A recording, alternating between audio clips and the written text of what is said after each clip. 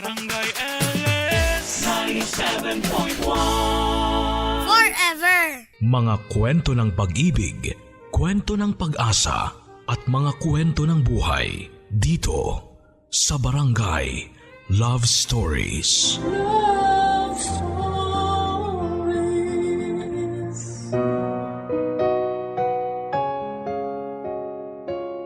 Matitiis ng anak ang mga magulang, pero hindi ang mga magulang sa mga anak nila. Ganon pa man ay lagi nating tandaan na igalang sila at respetuhin sa lahat ng pagkakataon dahil sila pa rin ang nagdala sa atin sa mundong ito. Ikaw ka barangay, gaano mo kamahal ang mga magulang mo? Isa na yata sa kayamanang maituturing ng lahat sa atin ang magkaroon ng magulang na mahal tayo. Kaya bilang anak ay merong kautusan sa Biblia tungkol sa paggalang sa kanila. Ganyan ang eksaktong karanasan ng ating kabarangay na nagpadala ng kanyang kwento for today na si Bless. Matapos niyang patunayan na sa hirap at ginhawa, kasangga at kasama niya ang kanyang mga magulang. At dahil sa mga katangian niyang iyon ay pinagpala siya at binigyan ng maraming tagumpay sa buhay. Handa ka na bang makarelate sa kanya? Alamin natin yan sa kwento ng pag-ibig, buhay at pag-asa sa nangungunang Barangay Love Stories. Dear Papa Dudut, kumusta po kayo at ang ating mga kabarangay? Sana ay nasa mabuti kayong kalagayan sa kabila ng pandemyang pinagdaraanan ng ating bansa. Ako po si Bless, 34 years old. Ngayon po ay dito na ako nakatira sa Laguna. Laki po ako sa hirap, Papa Dudut, at sa tuwing binabalikan ko ang mga pinagdaanan namin sa buhay kasama ang mga magulang ko, aaminin kong may mga pagkakataon na naiiyak ako. Simple lang naman po ang pangarap ng mga magulang ko. Yon ay magkaroon kami ng maayos at sarili naming bahay kung saan ay ligtas kami sa loob nito. Barong-barong lamang po kasi ang tinitirhan naming tatlo noon na nakatirig pa sa isang squatters area. Isang araw ay nagkaroon po ng malakas na bagyo at mabilis na tumaas ang tubig sa lugar namin, dahilan para ma-wash out, Papa Dudut, ang mga kabahayan na yari lang sa light materials. At sa kasamaang palad ay kasama ang bahay namin doon. Niwala kaming naisilbang gamit dahil bukod sa kakaunti lamang ang gamit namin, karamihan pa sa mga ito ay tinangay pa ng baha. Tandang-tanda ko pa kung paano bumagsak ang balikat ni Nanay Erlinda ko nang bumalik kami sa bahay namin pagkatapos nitong masalanta. Pinipigilan lamang niyang umiyak pero ramdam ko na sobrang lungkot niya. Kahit na musmos pa lamang ako noon, alam ko na ang ibig sabihin ng salitang kahirapan. Paanong hindi, yon ang aming pinagdaraanan. Walang katiyakan kung kailan ulit kami magkakaroon ng tutuluyan, gayong hindi na rin pinayagan ng local government sa bayan namin na bumalik kami sa dati naming tinitirhan. Kaya imbes na manuluyan sa evacuation center o maghintay ng relocation site ay naisip ng mga magulang ko na pakiusapan ng tiyahin ko, kapatid ni tatay na si Tita Sara, para pansamantalang tumira sa bahay nila.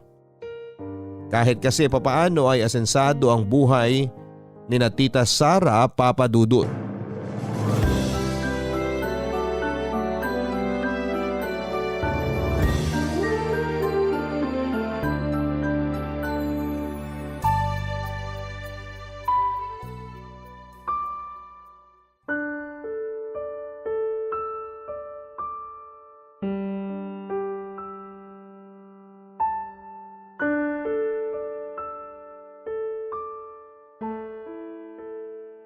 Ano, Kuya Mario? Nakikiusap kang kupkupin ko muna kayo ng pamilya mo rito sa pamamahay ko? Ano kayo? Sinuswerte? Walang-wala kasi talaga kaming matutuluyan ngayon, Sarah. Binagyo ang bahay namin. Wala naman kaming pampagawa. Hindi rin sigurado kung saan ba kami planong ilipat o kung may pupuntahan nga ba ang mga katulad naming mahihirap na nasalanta. Dapat ko pa bang problemahin kung saan kayo pupulutin ng pamilya mo? Hindi naman kami magiging pabigat. Magtatrabaho kami at mag-aabot ng bayad kung kinakailangan. Hindi kong kinakailangan. Dahil kung titira kayo rito, dapat lang na mag-abot kayo ng bayad. Kapal din talaga ng mukha niyo magpakita sa akin, no? Lalo ka na, kuya. Tapos sinama mo pa yung mag-ina mo? Buisit ka? Sarah, hanggang ngayon ba naman may galit pa rin dyan sa puso mo? Hindi mo na ba ako mapapatawad? Paano ko sabihin kung oo? Hanggang ngayon, galit pa rin ako sa'yo. At pwede ba? Huwag mo nga akong pangunahan kung kailan kita mapapatawad dahil palagay ko, imposible at malabong dumating yung araw na yon. Sarah, matagal nang lumipas sa mga bagay na ikinagagalit mo. Nagsisi na kami ni Mario sa mga kasalanan namin sa mga magulang niyo. At pinatawad na rin siya ng inay niyo bago siya mawala. Pwes, hindi ako ang nanay namin, Erlinda. Tsaka sino ka ba? Ang kapal naman ang mukha mong pagsalitaan ako ng ganyan. Kung tutuusin, ikaw ang may kasalanan kung bakit nangyari ang mga kamalasang yun sa pamilya namin. Ikaw ang dahilan kung bakit namatay ang tatay namin kasi sumpa ka. Sana talaga hindi ka nalang dumating sa buhay ni Kuya Mario. Tapos ngayon may anak na kayo. Sigurado magdadala rin siya ng kamalasan sa pamilya nyo. Sarah, wag mo namang idamay si Bless dito. Bata pa siya. Wala akong pakialam. Saka maganda nga na habang bata siya, alam na niya ang magiging kapalaran niya.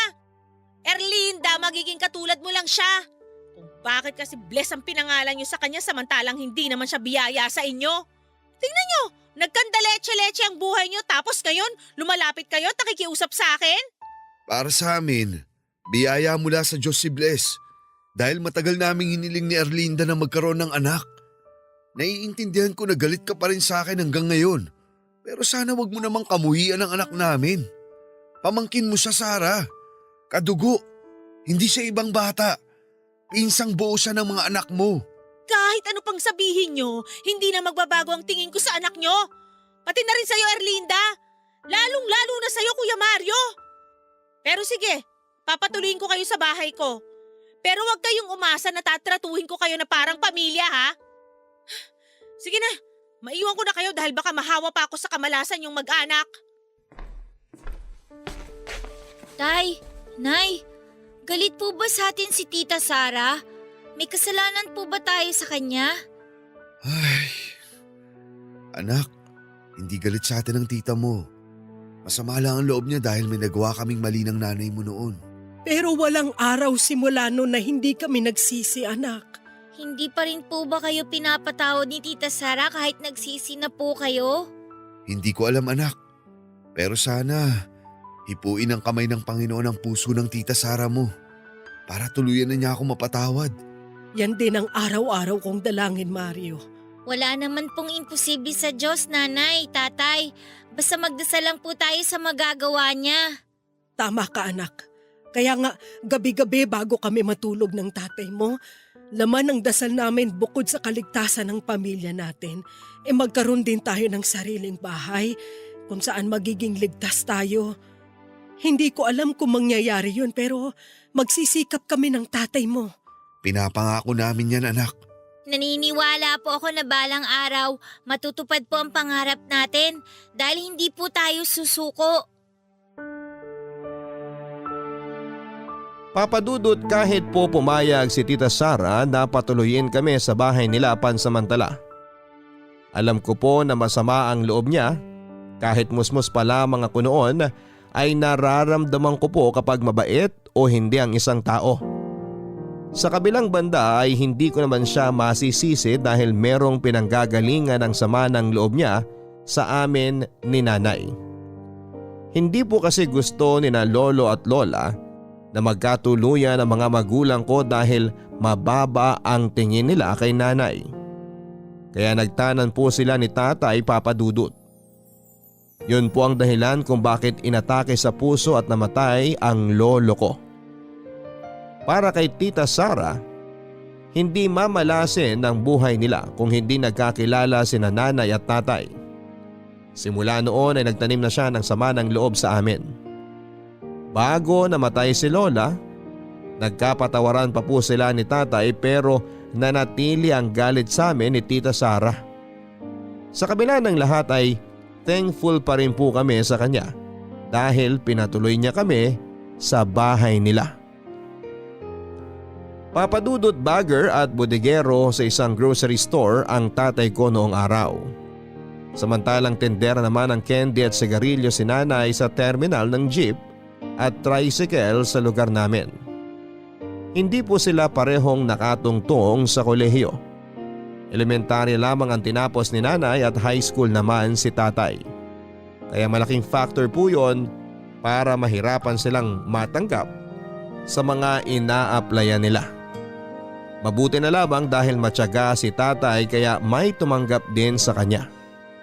Pero kahit salat po kami sa maraming bagay noong araw, mabuti po ang puso ni nanay at tatay. Kahit na anong kaunti na meron kami, hindi nila ako tinuruang magdamot sa kapwa, lalo na kung nangangailangan din ito. Ang laging bukang bibig ng mga magulang ko. Higit na pagpapalain ang mga taong nagbibigay kahit na walang-wala sila. Pero hindi naman po laging maganda ang nangyayari sa buhay namin sa kabila ng kahirapan sa mundo. Minsan, naisip ko na unfair din ang Diyos. Kasi bakit kailangan ka pa niyang bigyan ng pagsubok sa buhay na mas matindi pa sa kahirapan na pinagdaraanan mo noong araw?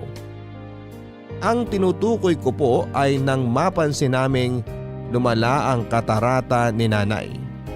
Nalaman din naming diabetic siya kaya naging mabilis po ang pagkalat noon sa mga mata niya dahilan para tuluyan ng lumabo ang paningin niya. Saka nabulag ang isa niyang mata. Hindi naman po namin siya maipa-check up sa doktor at mapaoperahan kung kinakailangan dahil walang-wala kami. Papadudu, tuluyan na lang pong tinanggap ni nanay ang kapalaran niya na mawala ng paningin ang kaliwa niyang mata. At lumabo naman ang kanan kahit pa sobrang hirap at sakit sa damdamin niya. Nay! Nandito na po ako galing sa school! Nay? Bakit po kayo umiiyak? May nangyari po ba sa inyo? May masakit po ba? Saan po ang masakit? Wala naman anak. Ayos lang ako. Umiiyak lang si nanay kasi pakiramdam ko wala akong silbi sa pamilya natin dahil inutil na ako.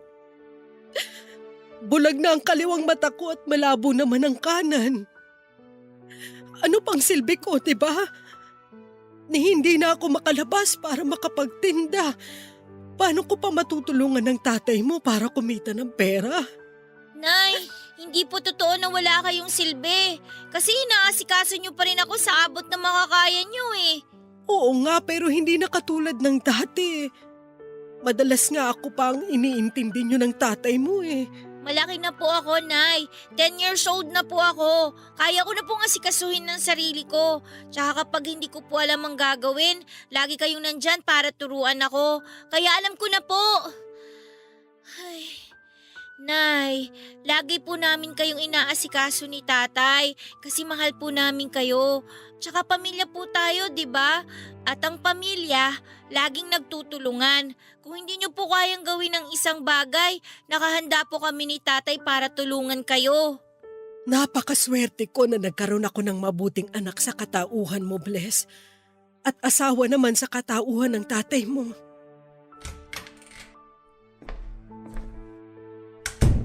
Tay! Mano po? Kaawaan ka ng Diyos, anak. Oh, mahal, kumusta? Bumili na nga pala ako ng ulam. Sandali, umiiyak ka ba? May nangyari ba sa'yo, Erlinda?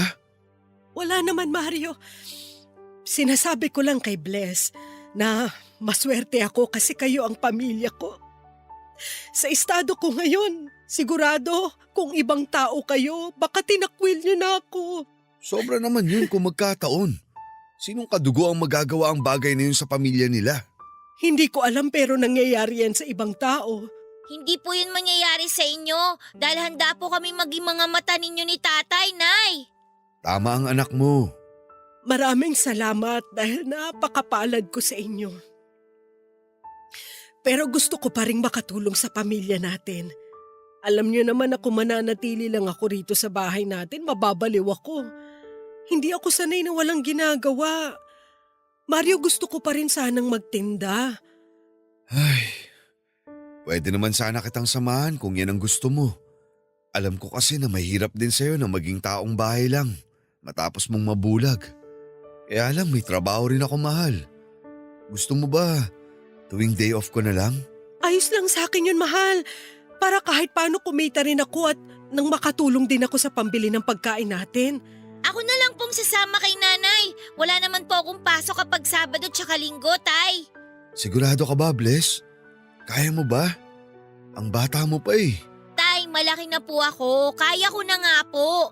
Tsaka po, sumasama naman ako dati pag nagtitinda si nanay eh. Kaya alam ko po na miss na rin niya yung mga suki niya doon sa terminal. Hinahanap nga po siya sa akin ni Mang Lito eh. Masungit daw po kasi yung nabibilan nila ng candy tsaka mineral water doon. Kung sakali, pipirmi lang ako dun sa isang tabi. Kung sasamahan ako ng anak natin, siya lang ang titingin kung tama ang bayad at sukli ko sa mga customer. Pero ako pa rin ang magtitinda. Game po ako dyan, Nay! Tay, pumayag na kayo. Hindi ko naman po pababayaan si nanay eh. Ay, may magagawa pa ba ako? Pinagtulungan niyo na ako mag-ina eh. Sige, pumapayag na ako. Ang akin lang, lagi kayong mag-iingat. Hayaan niyo, sasamahan ko kayo kapag wala akong pasok sa trabaho. Yay! Salamat po, Tay! O Nay, excited na po ba ulit kayong magtinda? Tinatanong pa ba yan? Oo, syempre. Excited na excited. Oh, bago tayo magtatatalon sa galak eh, kumain na muna tayo. Masarap tong sinigang ni na Aling Beth. Kainin na natin bago pa lumamig. Kung dati nakikipagpatentero si nanay sa kalye para makabenta ng yosi at candy, ngayon ay pumipirmi na lamang kami sa terminal at naghihintay ng lalapit para bumili ng paninda namin. Mababa ang kita kumpara dati pero fulfilling naman sa nanay ko dahil hindi nito nararamdaman na may kapansanan siya at wala siyang silbi. Bali ang siste kapag wala po akong pasok sa school, lalo tuwing araw ng Sabado at Linggo ay sinasamahan ko po ang nanay ko sa pagtitinda. Yun lang din po kasi ang mga araw na pwede siyang lumabas ng bahay na kasama ako. Ako po ang nagsisilbing mga mata ni nanay. Ako ang kumukuha ng bayad at nag-aabot ng paninda at si nanay naman ang nag-aalok sa mga ito. Kung hindi po naman nagtitinda ay nagre-repack ang nanay ko ng mga mani at itlog ng pugo na binebenta ko sa school namin, Papa Dudut. Sa loob ng ilang taon ay ganoon ang gawain ko. Inaalalayan ko po ang nanay ko at tinutulungan ko siyang magtinda. Lagi po nilang sinasabi sa akin ni tatay na gagawin nila ang lahat nang makakaya nila makapagtapos lamang ako sa pag-aaral. Ayaw kasi nilang matulad ako sa kanila pagdating ng panahon. Ang pag-aaral lang daw ang kayamanan na pwede nilang ipamana sa akin. Kaya nga mas lalo po akong naging porsigido na makapagtapos at mabigyan ng karangalan ang mga magulang ko, Papa Dudut. Ang sabi ng mga magulang ko, ang pamilya raw ang dapat numero unong sumusuporta at tumutulong sa pamilya nila. Kaya nga sa loob ng bahay namin ay sinusuportahan namin ang isa't isa. Pero dahil sa mga bagay na hindi natin kontrolado, posible pong masira ang relasyon ng isang pamilya. At maging dahilan po ito para sila mismo ang hindi sumuporta sa bawat isa. Ganyan po ang eksaktong naranasan namin noong araw habang nakatira kina Tita Sara. At dahil alam niya na meron kaming utang na loob sa kanya, sinamantala niya po yon para araw-araw ipamukha sa amin ni nanay at tatay na wala kaming mararating kahit na magsikap pa kami. na hindi kami aasenso dahil po puro kamalasan ang meron sa pamilya namin. Tinis na lang ng mga magulang ko ang mga masasakit niyang sinasabi dahil likas sa kanila ang maging mapagpakumbaba. Pero parang malapit na po yata akong maniwala kay Tita Sara na malas nga kami ni nanay sa buhay ni tatay. Dahil isang araw, noong papasok si tatay sa trabaho ay nasangkot po siya sa isang aksidente sa kalsada. Nung araw na yon ay nakaangkas siya sa motorsiklo ng kasamahan niyang papasok sa trabaho nang bumangga sila sa isang rumaragasang truck. Natumba po ang motor nila at nagulungan si tatay ng gulong ng truck sa kanang binti niya. Tapos nabagok din po ang ulo niya sa semento kaya akala namin ni nanay ay dead on the spot na siya. Mabuti na lamang dahil humihinga pa siya noon ng isugod sa ospital. Pero dahil sa impact ay nakomatos po ang tatay ko, Papa Dudut.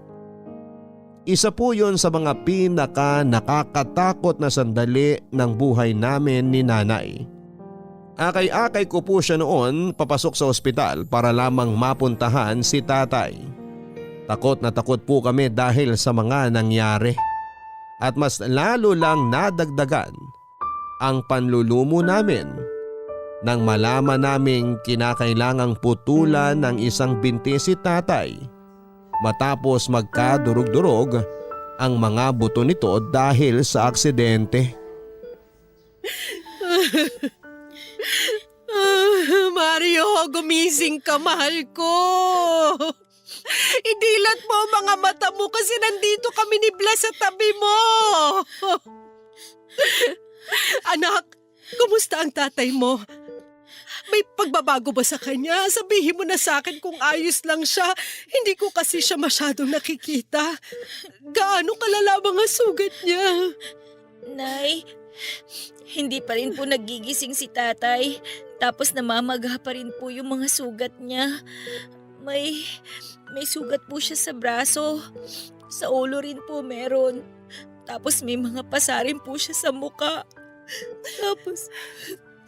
Tapos po, putol na po yung isa niyang binti.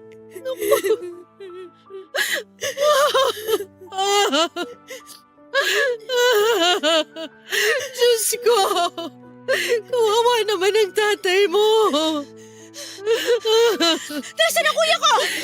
Tita Sara, Mabaging langit! Ano nangyari sa kanya? naaksidente po si tatay at yung kasamahan niya. Tita Sara, mas malala po yung nangyari kay tatay dahil naputulan po siya ng binti. Nangyari ang bagay na to dahil sa dala niyong kamalasan ng nanay mo! Kayong dalawa ang dapat sisihin kung bakit to nangyari sa kanya! Sarah, ano bang sinasabi mo? Wala kaming ginagawa ni Bless. Hindi namin ginusto na magkaganyan si Mario. Totoo po ang sinasabi ni nanay, tita. Hindi naman po yata tama na isisi niyo sa amin ang nangyari. Kanino ko pa ba isisisi? Simula nung dumating kayong dalawa sa buhay ng pamilya namin, nagsunod-sunod na ang kamalasan namin. Pasalamat ka kayo, naaawa pa ako dahil hanggang ngayon hindi ko pa rin kayo pinalalaya sa bahay ko. Hindi naman po kami pabigat, Tita Sara. Nagbibigay kami ng pera, tumutulong sa mga bills sa bahay nyo. Hindi lang po talaga namin kayang bumukod ngayon dahil si tatay lang po ang may permanenteng trabaho. Pero pangako po, kapag nakapagtapos ako at nakapagtrabaho ng regular, hindi nyo na po kami kailangang paalisin sa bahay nyo dahil kami na po mismo ang kusang aalis. Bless, anak! Hindi mo dapat pinagsasalitaan ng ganyan ng tita mo. Kapatid pa rin siya ng tatay mo at mas matanda siya sa'yo. Pero kasi, Nay… Nagmana talaga sa'yo yung anak mo, Erlinda. Naturingang nag-aaral pero walang natututunan. Sa bagay, alangan naman magmana sa amin yan. Tita Sara, ginagalang ko kayo kahit ganyan ang pakikitungo nyo sa amin. Hindi lang po ako nagre-react pero hindi rin ibig sabihin nun tama na tinatanggap namin lahat ng pangiinsulto at pagmamata ninyo. Hindi ko po maintindihan bakit po kayo ganyan sa amin. Kamag-anak nyo po kami. Kung hindi nyo kami gusto, pwede nyo kaming irespeto. Hindi yung… Huwag mo akong pangunahan pagdating sa bagay na yan dahil wala kang karapatan. Sarah! Huwag mong saktan ang anak ko, pakiusap! Pagsabihan mo kasi ang anak mo, lumalaking marumi ang bibig. Kaya kayo minamalas eh. Una, yung nangyari sa'yo, Erlinda, parusa ng langit yan sa'yo. Tapos, tung nangyari kay Kuya Mario, kagagawan nyo to. Kasi, kayo ang malas sa buhay niya. Sana kayong dalawa na lang ang nawala sa buhay ng kapatid ko. Hindi niya sana sasabihin niyang ganyang sitwasyon kung saan mawawalan na siya ng silbi. Kilabutan ka nga sa mga sinasabi mo, Sarah. Kung naririnig ka ngayon ng kuya mo, siguradong hindi siya matutuwa sa'yo. Ganito na nga ang sitwasyon ng pamilya namin. Ganyan mo pa kami tratuhin. Dinadamay mo pa ang anak namin na wala namang kasalanan sa'yo. Nay, huwag na po kayong umiyak. Naniniwala po ko na magiging maayos ang lahat. Na magigising si tatay at tutulungan po tayo ng Diyos na makabangon ulit. Papadudot, kahit na anong sama at sakit na mga sinabi ni Tita Sara sa amin ni Nanay ay nirerespeto ko pa rin siya dahil sa tiyahin ko siya at nakakatanda sa akin. Iginalang ko siya tulad ng turo sa akin ng mga magulang ko. Pero aaminin ko na maraming beses ko na po siyang gustong patulan. Hindi naman po kasi tama ang ginagawa at sinasabi niya sa amin. Oo, may utang na loob kami sa kanya pero hindi naman po kami pabigat. Nagkataon lang na sunod-sunod ang mga pagsubok na ibinato ng langit sa pamilya namin. Kaya hindi kami makaahon.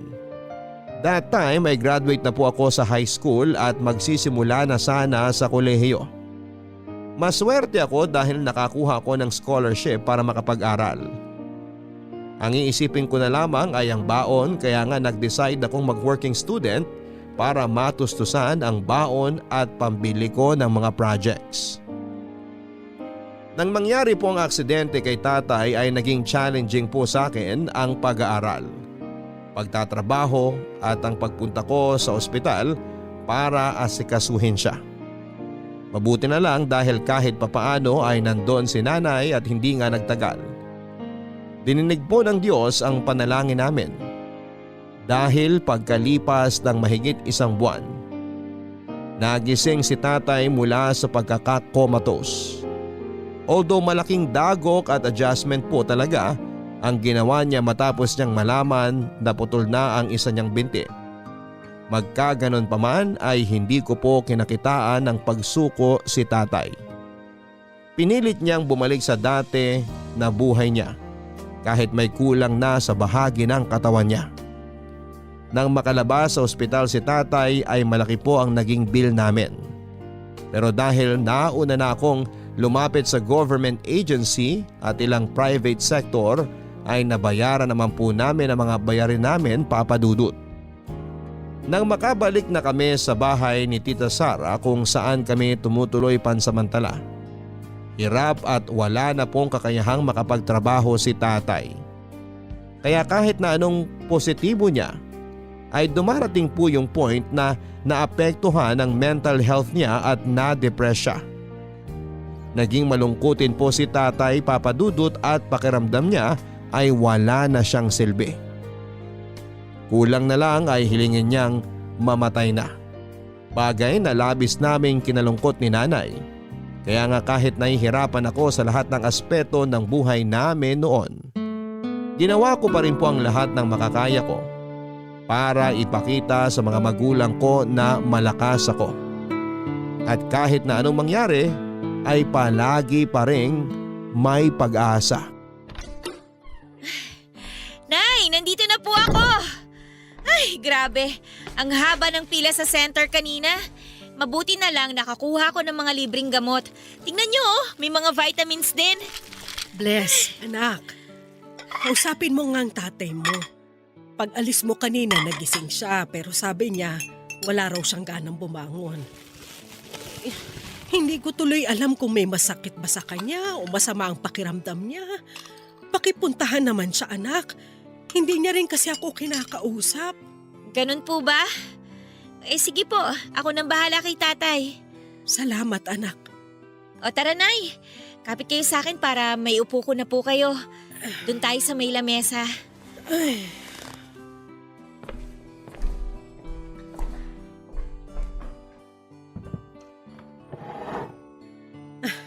Salamat, Nak. May binili din po akong pansit. Sabi niyo kasi gusto niyong kumain nun eh. Nung isang araw ko pa sinabi yun na. Natandaan mo pa? Oy, syempre po. Wala lang ako naabutan nung isang araw kaya ang sabi ko po kay Aling Beth ipagtabi tayo. O paano Nay? Kaya niyo na pong kumain ha? Nandito sa kanan niyo yung tinidor. Hawak ko na. Yan. Tapos, nandito naman po sa kaliwa yung baso ng tubig. Kalahati lang po yan para hindi matapon kapag kinuha ninyo. Sige. Salamat anak sa pag-aasikaso mo kay nanay. Wala po yun, Nay. Nanay ko kayo eh.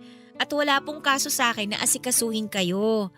Masaya po ako na tinutulungan kayo, Nay. O teka, puntahan ko lang po si tatay ha. Check ko lang po kung may masakit sa kanya. Kain lang po kayo dito, Nay ha. Sige anak, salamat.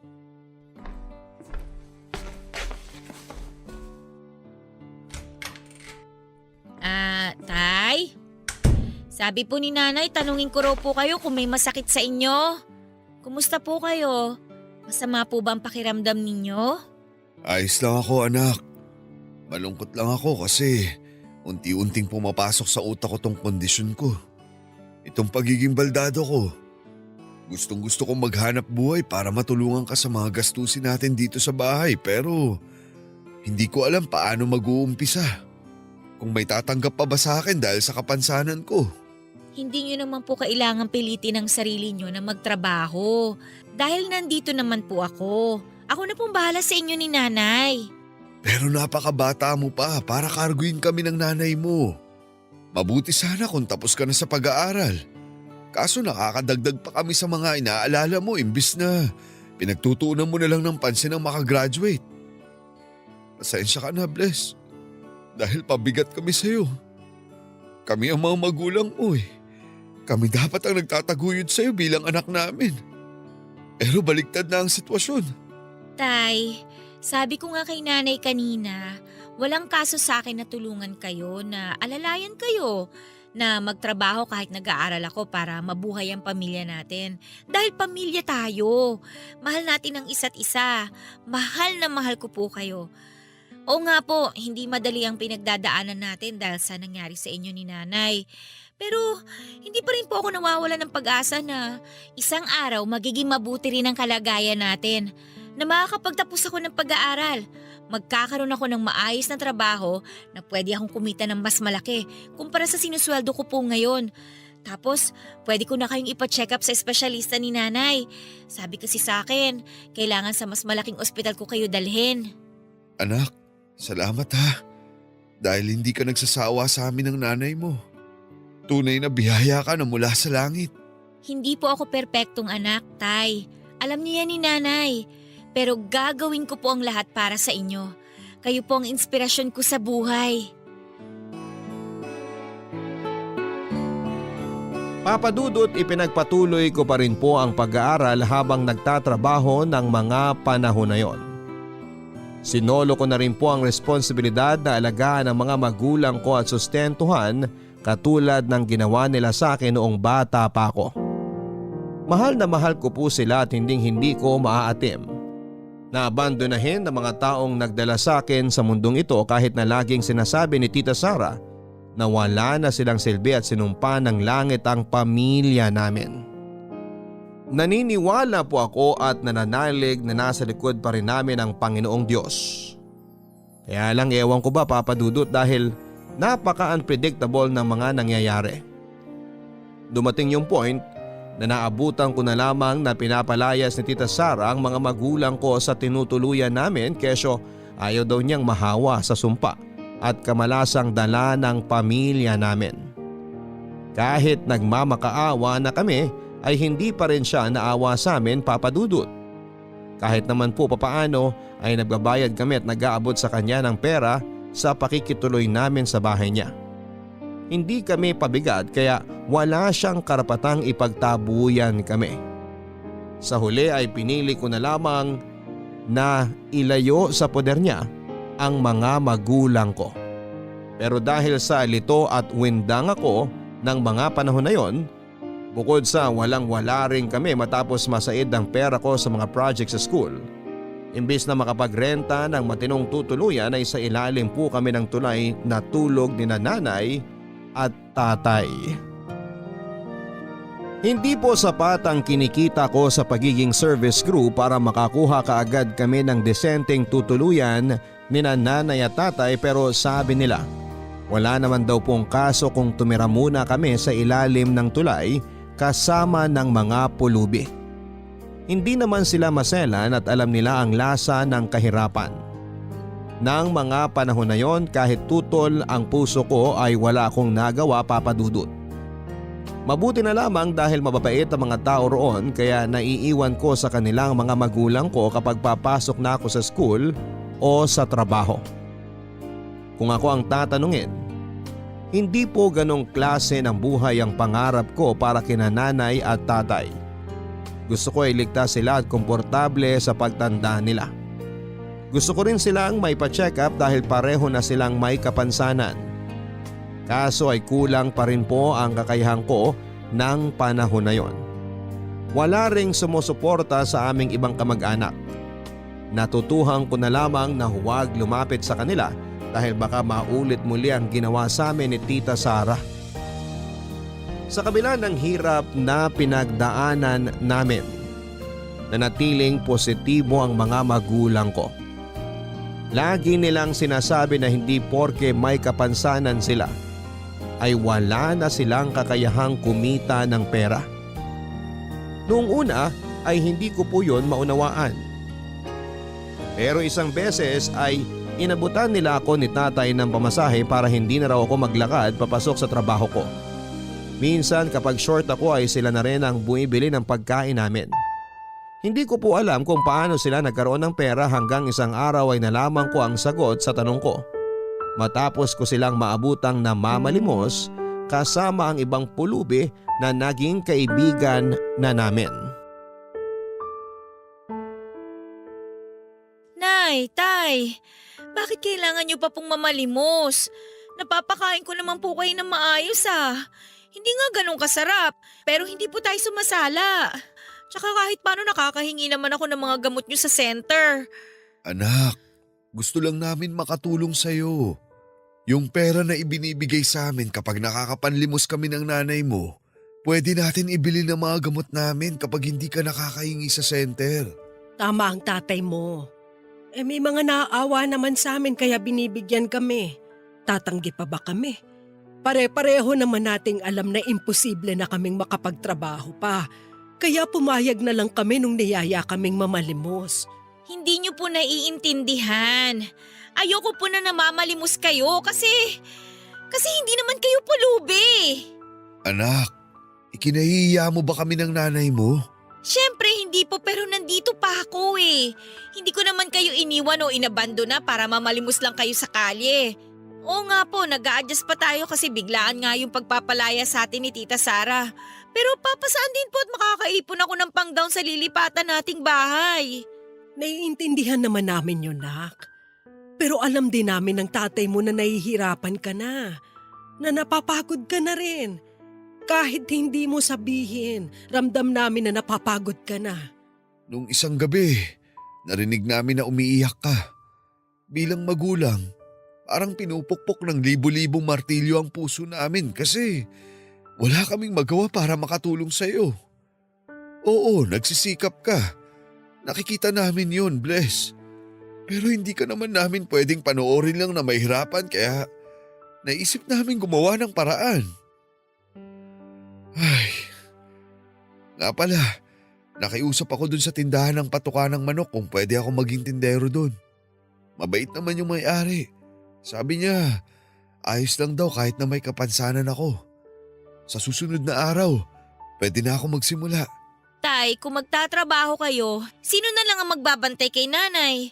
Kaya ko naman ang sarili ko, Nak. Nandyan naman ang pamilya ni Mirna. Kasama yung mga anak niya, inaalalayan nila ako. Pero ayoko pa rin po na mamalimos kayo, Nay.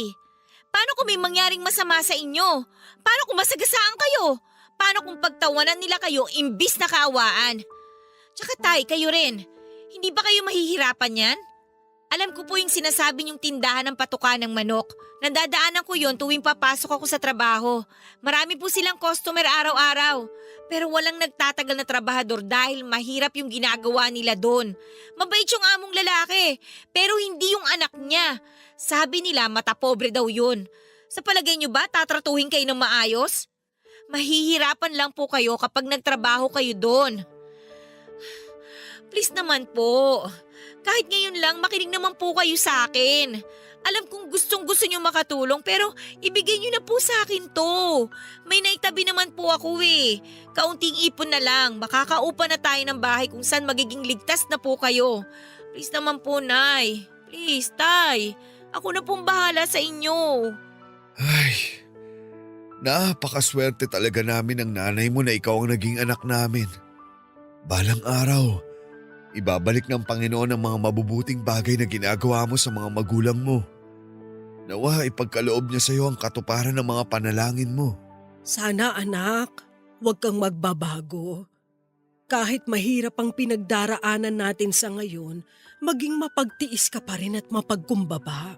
Gagawin ko po ang mga turo niyo sa akin sa abot ng makakaya ko. Sana magdilang anghel po kayo na sa hinaharap, maaabot ko po lahat ng mga hiling ko at matupad natin ang pangarap nating magkaroon ng maayos na bahay. Mahal na mahal ka namin ng nanay mo, Bless.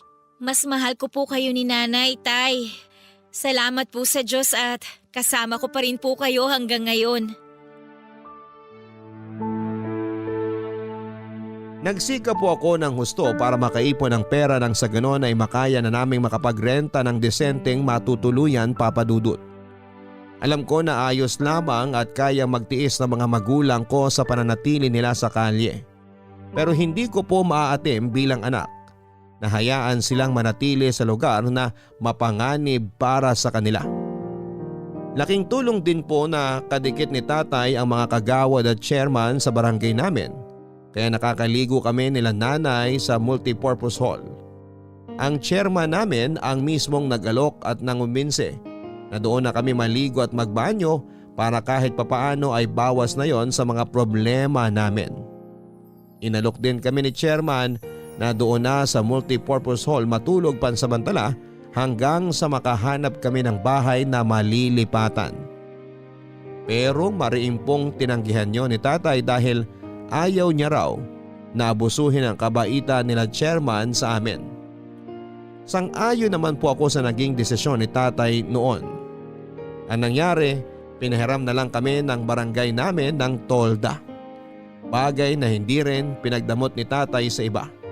Lalo na sa mga kasama naming pamilya sa ilalim ng tulay. Dahil ayaw ni tatay na pagmulan pa yon ng inggit at selos sa pagitan namin at ng ibang pamilya doon.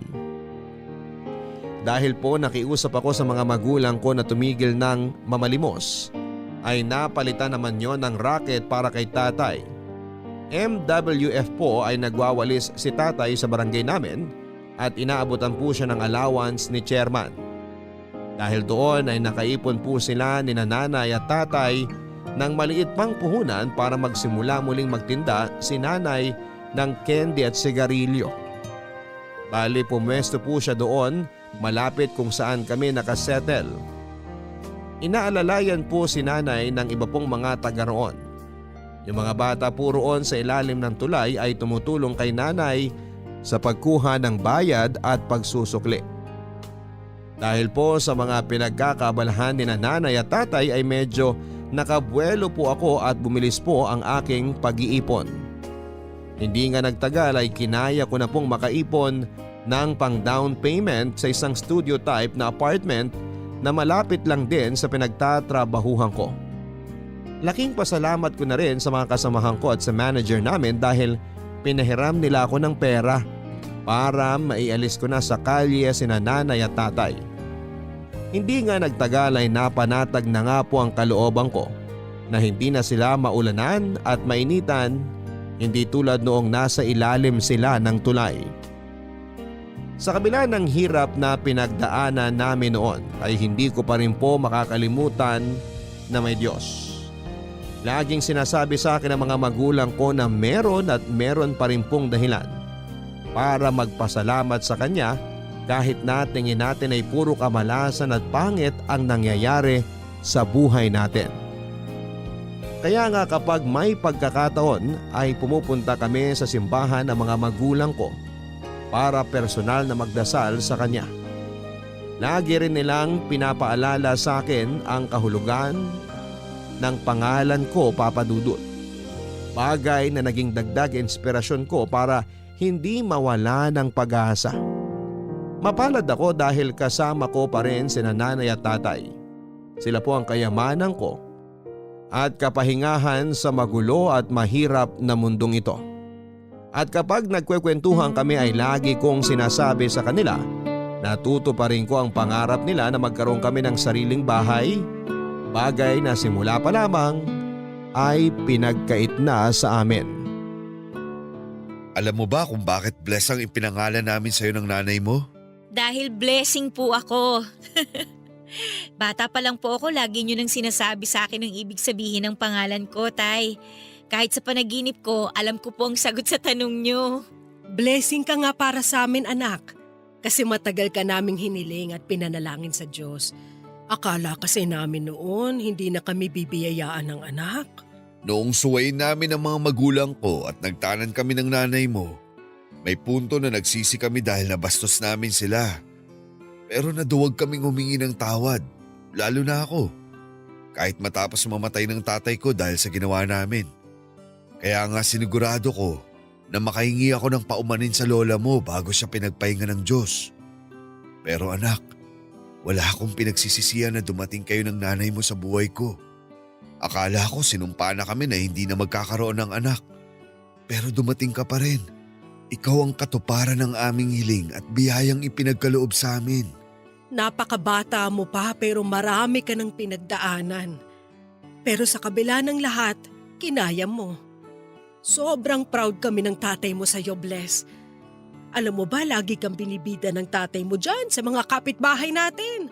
Napakaswerte namin kasi nagkaroon kami ng anak sa katauhan mo. Hindi mo kami pinabayaan o inabandona, lalo na noong pareho kami nagkaroon ng kapansanan. Hindi ko po maaatim na itakwil kayo ni Tatay, Nay. Dahil parang hindi ko na rin sinunod yung 5 utos ng Diyos na nakasaad sa Biblia. Ang sabi sa sermon ng pari sa simbahan nung nakaraang linggo, pinagpapala ng Diyos ang mga anak na hindi lumalapastangan sa mga magulang nila. Ibig sabihin, mas binibigay sa kanila yung katuparan ng mga hiling nila dahil mabuti silang anak. Ay, hindi po ako perpekto, alam niyo yan. At napakahirap po na maging mabuting tao. Kaya sa abot po ng magagawa ko, talagang kinakaya ko pong magpakabuti. Salamat po kasi nandyan kayo ni Tatay, Nay, para laging ipaalala sa akin yung mga bagay na nakakalimutan ko. Lalo na po kapag pagod na ako sa trabaho at pag-aaral. Aminado naman po ako na may pagkareklamador din po ako, pero ang tiyaga niyo po sa akin bilang anak ninyo. Matyaga ka rin naman sa amin ng nanay mo, nak. Normal na mapagod tayo, anak. Sino ba namang tao ang hindi napapagod, di ba? Kaya nga ang importante na kapag nakakaramdam tayo ng kapaguran sa mga bagay na ginagawa natin, magpahinga tayo. Hindi naman titigil ang pag-ikot ng mundo kapag pumirmi tayo sa isang tabi para huminga. Pero hindi rin ibig sabihin na hayaan nating mapag-iwanan na tayo. Siguro, mahirap pang makita yung mga bagay na nagagawa mo sa ngayon. Madalas, akala mo walang nangyayari pero meron naman pala. Kapag huminto ka pansamantala, doon mo maiisip na malayo-layo na rin ang narating mo at nagawa sa buhay. Saka sino ba ang may sabi na kapag nagkaroon ka ng magarang bahay o sasakyan, kapag marami kang pera o mamahaling gamit, matagumpay ka na sa buhay? Lahat ng yun luho lang, anak. Hinding-hindi yun magiging basehan ng tagumpay o pagkabigo ng isang tao. Kung ganun po, ano po bang basihan para masabing matagumpay ang isang tao? Ang tagumpay para sa amin ng nanay mo yung kapag naibabahagi mo to sa ibang tao. Kaya nga kahit walang-wala rin tayo, kapag may sobra, i-share natin sa tulad nating nangangailangan din. Para sa amin ng tatay mo, tagumpay na matatawag yung mga aral na natutunan natin mula sa mga karanasan natin sa buhay. Yung mga pagsubok na kinaya at nalagpasan natin. Yung palaging umaasa na magiging mabuti rin ang lahat sa kabila ng mga pangit na nangyayari. Yun ang tagumpay, anak. Hindi man yun mapansin agad ng mga tao sa paligid mo, pero hindi ibig sabihin wala na yung halaga. Sana, bless, kung ano man yung mga napagdaanan mo, pahalagahan mo. Tapos kapag binigyan ka ng pagkakataon na ibahagi ito sa mundo para may matutunan ng iba sa'yo, gawin mo. Mahalaga nga ang mga aral na natutunan natin. Pero mas mabibigyan ito ng kahulugan kapag naituro natin sa iba kung paano natin kinaya. Tatandaan ko po ang sinabi niyo sa akin, Nay. At sisiguraduhin ko po na may tuturo ko ito sa ibang tao, lalo na yung mga nangangailangan po ng makarinig nito. Pwede po ba akong mag-request? Oh, ano yun? Sige lang, sabihin mo anak. Pwede po bang payakap sa inyong dalawa? Namimiss ko na po kasi kayong yakapin ng mahigpit eh. Ang anak nating to talaga. Malambing pa rin kahit malaki na. Siyempre po, kahit na malaki na ako pa rin po ang baby ninyo. Baby damulag ka mo. Nay, si tatay oh! Oh, halika na! Akala ko ba gusto mo kaming yakapin ng tatay mo? Group hug!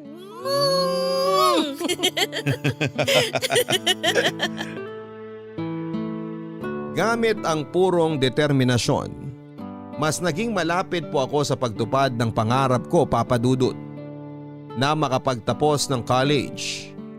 Nang panahon na yon ay nag-resign na ako sa pinagtatrabahuan kong fast food chain at pumasok sa call center kung saan ay mas malaki ang pwede kong kitain. Dahil kumikita na ako ay naipapatingin ko na po sa doktor sina nanay at tatay. Nakaipon din po ako noon ng pampagawa ko ng artificial leg ni tatay para hindi na siya gumagamit pa ng saklay at mahirapan sa paglalakad. Si nanay naman noon ay mababa na talaga ang chance na makakita muli dahil sa diabetes siya. Pero kahit papaano ay nabibilhan ko na po siya ng kailangan niya tulad ng gatas na para sa mga taong diabetic. Kaya lang, Papa Dudut, aaminin ko na noong magsimula akong kumita ng pera, mas lalo po ako nag-ambisyon na kumita pa ng mas malaki sa kinikita ko. At para mangyari yon ay huminto po ako sa pag-aaral. Hindi po sinang-ayunan nyo ng mga magulang ko pero desidido po ako na mag full time sa trabaho. Nag-focus po ako sa trabaho at nagpatangay po ako sa rumaragasang agos ng pangarap ko. Inabala ko po ang sarili ko sa pagtatrabaho. Goal ko po ang maregular, inambisyon ko pong ma-promote, isa lang ang nasa isip ko. Pag na-promote ako, dagdag sweldo yon. Pag tumaas ang sweldo ko ay mas makakaipon ako. Hindi po ako masyadong nakipagkaibigan sa trabaho. Alam kong hindi yon makakatulong sa akin. Laging tumatakbo sa isipan ko noon na kapag nabarkada ako ay siguradong mapapagastos ako. Kaya bahay, trabaho, overtime. Bahay ang naging routine ko. Sinisikap ko po na magbaon araw-araw dahil ayoko pong gumastos ng malaki para sa pagkain ko sa trabaho. Madalas si tatay ang nagluluto ng baong ko dahil sobrang pagod na akong gumawa ng iba pang mga bagay sa bahay. Hindi po naging madali ang pinagdaanan ko at malaki ang pinagbago ko ng panahon na yon. Isa na doon ay nawalan ako ng oras at panahon sa mga magulang ko dahil mas inuna ko ang pangarap kong makakuha kami ng sarili naming bahay. Para akong kabayong nakapiring sa karera, Papa Dudut. Takbo lang ako ng takbo, papalapit sa finish line ko. Ang regularization at promotion sa trabaho ang goal ko. Dahil sa sipag at dedikasyon ay na-regular at na-promote ako. Tumaas ang sahod ko at nagka-benefits ako. Yun din po talaga ang habol ko. Ang benefits na ibibigay ng kumpanya para sa mga regular na empleyado nila. Ginamit ko po kaagad ang benepisyo kong yon at doon po ako nakapag-loan ng bahay. Nakakuha po ako ng bahay sa Laguna. Nakakatuwa din yung call center na pinasukan ko kasi may pa-shuttle service sila mula sa site hanggang sa terminal ng bus pa Laguna. Laking ginhawa po sa akin na hindi ko masyadong iisipin at hindi ko rin ininda ang biyahe papasok sa trabaho at pauwi sa bago naming bahay. Sa kagustuhan kong kumita ng husto, habang ginagawa yung bahay namin, pinalagyan ko po ng abang na kwarto. Gusto ko po sana kasing paupahan para sa mga gustong mag-bed space. Plano ko po na palagyan ng 4 na double deck ang kwarto at paupahan yon kada kama. Nagpalagay din po ako ng maliit na common area para sa mga bed spacers na nakahiwalay din po sa amin ni nanay at tatay. Bali sa gilid po ng bahay ang pasukan ng kwarto ng mga bed spacer. Iwalay po sa main door ng bahay namin.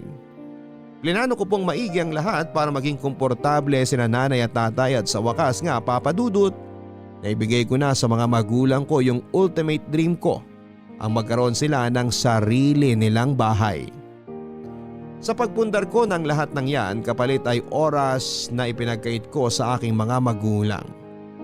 Dahil iniisip ko na para sa kanila naman ang lahat ng ginagawa ko. Kaya ano ba naman yung iisang tabi ko saglit para makapag-focus ako sa goal namin, ang oras ko sa pamilya. Ngunit nawala sa isip ko na kasabay ng panahon ay tumatanda na rin ang mga magulang ko.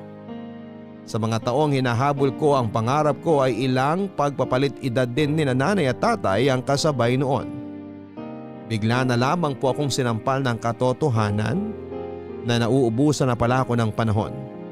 Hindi sa pag-abot ng mga pangarap ko, kundi nauubusan ako ng oras para sa mga magulang ko.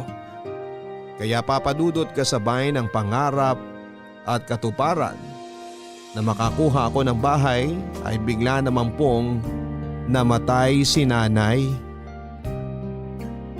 Namatay po sa komplikasyon sa diabetes si nanay, papadudot, at wala po akong kaideya-ideya na mangyayari yon. Siguro ay hindi ko masyadong nabigyan yon ng atensyon dahil sa pagiging busy ko sa pagtatrabaho. Marami po akong tanong sa Diyos tulad ng bakit kailangan niyang kunin sa amin ni tatay si nanay kung kailan natupad ko na ang pangarap naming magkaroon ng sariling bahay. Pero sa huli wala akong nakuhang sagot, sa halip ay may mga bagay ako na-realize. Isa na nga po doon na huwag nating hayaan ang ating sarili na maging gahaman sa pera o kahit na anong yaman sa mundo. Sukat na kalimutan natin ang mga taong mahalaga at mahal natin. Maigsi lamang ang buhay at sulitin natin ito at gugulin kasama sila. Kaya nga sising-sisi ako ng mga panahon na yon, papadudot, dahil pakiramdam ko ay hindi ko naipadama ng husto kay nanay ang pagmamahal ko sa kanya. Hindi po naging madali ang proseso, papadudot, ng pag-move on na pinagdaanan namin ni tatay nang mailibing si nanay. Lalong-lalo na po ako. Minsan nakala ko ay okay na ako pero bigla-bigla na lamang akong magbe-breakdown. Lagi kong tanong sa sarili ko ay may purpose pa ba ang buhay ko sa mundo? Pero buti na lamang at nandyan si tatay para magpaalala sa akin na meron akong dahilan para lumaban at magpatuloy. Nandyan pa siya, magkasama pa kami. Meron pa akong magulang at hindi pa ako nag-iisa sa buhay ko. Tay, bakit naman po ang unfair sa atin ng Diyos? Bakit kung kailan natupad ko na yung pangarap natin na magkaroon ng sarili nating bahay, tsaka pa niya kinuha sa atin si nanay? Hindi ko po maintindihan kahit pilitin ko eh. Sumasakit lang po yung ulo ko kapag iniisip ko yung dahilan. Galit ba siya sa atin? Ayaw ba niya tayong maging masaya? Hindi po ba sabi ninyo ni nanay, mahal tayo ng Diyos? O bakit ganito? Anak, hindi galit sa atin ang Diyos. Siyempre, gusto niyang maging masaya tayo. Dahil mahal niya tayo. Katulad ng palagi naming sinasabi sa iyo noon ng nanay mo. Kaso, may mga bagay na hindi natin kontrolado. Masakit na nawala sa atin ang nanay mo. Kung kailan unti-unti nang nagkakatotoo ang mga kahilingan natin. Pero naniniwala ako na may rason ng mga bagay-bagay kung bakit ito nangyayari. Hindi ko po alam yung mga rason na sinasabi nyo. Pero parang malapit na ako maniwala kay Tita Sara na malas talaga ako eh. Na hindi ako blessing katulad ng sinasabi nyo ni Nanay. Bless, anak. Huwag mong sabihin yan dahil hindi yan totoo. Para sa amin ng nanay mo, biyaya ka mula sa Diyos. Pero kung totoo nga po na biyaya ako, hindi tayo ganito kamalas. Bata pa lang ako, kung ano-ano na yung mga pinagdaanan natin. Nawalan tayo ng bahay, nabulag at lumabo yung mga mata ni Nanay, naaksidente kayo at naputulan ng isang binti. Tapos pinalayas tayo ni Tita Sara sa bahay nila, kaya tumira tayo sa ilalim ng tulay at naranasan yung mamalimos. Nasaan na po yung sinasabi niyong biyaya? Sumpa po ang tawag dito, Tay. Kasi naging makasarili ako. Hindi ko nga tinupad yung pangako ko sa inyo ni Nanay na magtatapos ng pag-aaral. Dahil inisip ko na kumikita na ako ng pera. Hindi ko na kailangan ng diploma. Sa loob ng ilang taon, mas nag-focus lang ako sa pagtatrabaho kaya nakalimutan ko na po kayo. Madalas pagod ako, tsaka wala na panahon para makakwentuhan kay ni Nanay. At nagsisisi po ako dahil ngayon ko lang na-realize sa mga pagkukulang ko. Hindi ka nagkulang sa amin. Sa katunayan, nauunawaan namin ng nanay mo na ginagawa mo ang lahat ng makakaya mo para matupad mo ang pangarap nating magkabahay. Oo, nalungkot kami nang hindi ka makapagtapos ng pag-aaral dahil matagal naming inasam na panoorin kang umakyat sa entablado habang kinukuha ang diploma mo. Pero naisip namin, hindi pa yun ang tamang panahon para magkatotoo ang gusto namin. Pero hindi ibig sabihin, hindi na yun darating. Anak, buong buhay mo, inisip mo na lahat ng gusto mong makamit may deadline. Pero ang totoo, wala naman talaga eh. Nasa iyo kung kailan mo tatapusin ang pag-aaral mo. Dahil buhay mo yan. Hindi mo kailangan sabihin na hindi mo to natupad. Dahil pwedeng mo ulit tong tuparin. Sigurado ako kahit nasa langit na ang nanay mo, magiging proud pa rin siya sa'yo. Sa palagay nyo, Tay, magiging proud pa rin sa akin si Nanay? Kailan ba kami hindi naging proud sa'yo, nak? Magaling ka, mahusay. Pero lahat ng mga pagtatagumpay mo sa buhay, lagi mong ipagpapasalamat sa Diyos. Dahil siya ang totoong nagpapanalo sa atin sa bawat laban natin. Kaya nga imbis magtampo ka sa Kanya, ipagpasalamat natin na magkasama pa rin tayo ngayon. Ligtas at nandito sa bahay na sa atin na talaga nakapangalan. Salamat, Bless, ha? Dahil pinagsikapan mong tuparin ang pangako mo sa amin ng nanay mo. Ngayon, anak, gusto kong bigyan mo ng pabor ang sarili mo. Pangarap mo naman ang tuparin mo.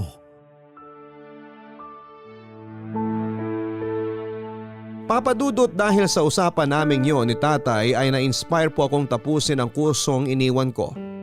Alam ko na simulat sa pool ay isa sa mga pangarap nila Nanay para sa akin ang makapagtapos ng pag-aaral. Kaya nga upang mabigyan ng kaligayahan si Tatay ay pinagpatuloy ko po ang pag-aaral na may matibay na layunin sa dibdib ko na makapagtapos. Pinagsabay ko po ang pag-aaral sa pagtatrabaho. Kahit na mahirap ay nagpatuloy lamang po ako. Sa tulong at sa awa naman ng Diyos, nakapagtapos ako at nakamit ko ang mga pangarap na diploma sa aking mga magulang. Hindi nagtagal ay nakapasok ako ng trabaho na may kinalaman sa tinapos ko. Kaya feeling ko ay malaki talaga ang ni-level up ko noon, Papadudut. Dahil na rin po nagsunod-sunod ang magagandang kapalaran sa buhay namin, naging maayos po ang kalusugan ni Tatay at muli siyang nagsabi na gusto niyang magnegosyo para makatulong sa akin at para may pinagkakaabalahan naman siya. Bagay na sinuportahan ko naman po. Ako po ang namuhunan, Papadudot, sa plano ni Tatay Natalier since may alam naman siya sa pagmemekaniko. At nagalak naman po ang puso ko dahil nakita ko siyang masaya sa ginagawa niya. Kapag nagkwekwentuhan kami ay lagi niyang sinasabi sa akin na binigyan ko raw ng purpose ang buhay niya. Nagpasalamat din ako sa kanya at sinabi ko na kahit sa susunod na buhay ay paulit-ulit ko pa rin sila ang paglilingkuran ni nanay bilang mga magulang ko. Tay, hindi pa rin po ako makapaniwala na sunod-sunod yung blessing natin. Una, itong bahay. Tapos, nakapagtapos ako ng college at nabuksan natin yung talyer ninyo. Kung may hihilingin man ako sa Diyos, sana po pahabain niya ang buhay natin para magkasama pa po tayo ng matagal. Naniniwala ako na pakikinggan niya ang hiling mo. Dahil mabuti kang anak, bless. Salamat po, Tay. Kasi lagi niyong pinapaalala sa akin yung mga ganyang bagay, lalo kapag nakakalimot ako. Kahit wala na si nanay, nandyan naman kayo para maging magulang ko. Hindi lang ako ang blessing niyo dahil kayo rin po ang blessing ko. Walang anuman. At salamat din kasi nandyan ka. Binigyan mo ng direksyon ng buhay ko, anak. Kahit nung pinanganak ka, binigyan mo ng kaligayahan ang pagsasama namin ng nanay mo. Wala na kaming mahihiling sa Diyos dahil ikaw na ang katuparan sa lahat ng pangarap namin sa buhay. Ay, sabi ko naman sa'yo, magpatuloy ka lang, magtiis at huwag sumuko. Papasan pa ba lahat ng pinaghirapan mo? Makakamit mo rin ang resulta balang araw. Alam mo nak, proud na proud kami sa'yo ng nanay mo. Ang sarap mong panooring nagtatagumpay sa buhay. Kung wala kayo at walang awa ng Diyos, hindi po ako magtatagumpay sa buhay, Tay. Hindi ko po makakamit yung mga pangarap ko ng ako lang dahil sino lang ba ako, di ba? Tao lang ako, nagrereklamo, naiinis, tsaka naiinip. Normal na makaramdam tayo ng pagrereklamo, pagkainis o pagkainip kapag hindi kaagad natin nakikita yung bunga o resulta ng mga pinaghirapan natin. Alam mo, nung bata ako, mas malala pa nga ang ugali ko dahil sinasagot ko pa noon ng mga magulang ko. Pinagsisiyan ko na at hiningi ng tawad sa Diyos kung nalapastangan ko man sina nanay at tatay. At yung lahat ng mga mali ko sa nakaraan, nagsilbing leksyon sa akin para mas mapabuti ang sarili ko. Mabuti po kayong magulang sa akin ni Nanay, Tay. Kaya sana wag niyo nang sisihin ang sarili niyo sa mga kasalanan na nagawa niyo sa nakaraan dahil hindi na po natin yun maibabalik. Ang mahalaga, humingi kayo ng tawad sa mga taong nasaktan ninyo at ginagawa ninyo ang makakaya nyo para po magbago. Sabi niyo sa akin noon, bigyan ko ng pabor ang sarili ko. Kaya po ngayon sasabihin ko rin po yun sa inyo. Patawarin niyo na po ang dating kayo, Tay.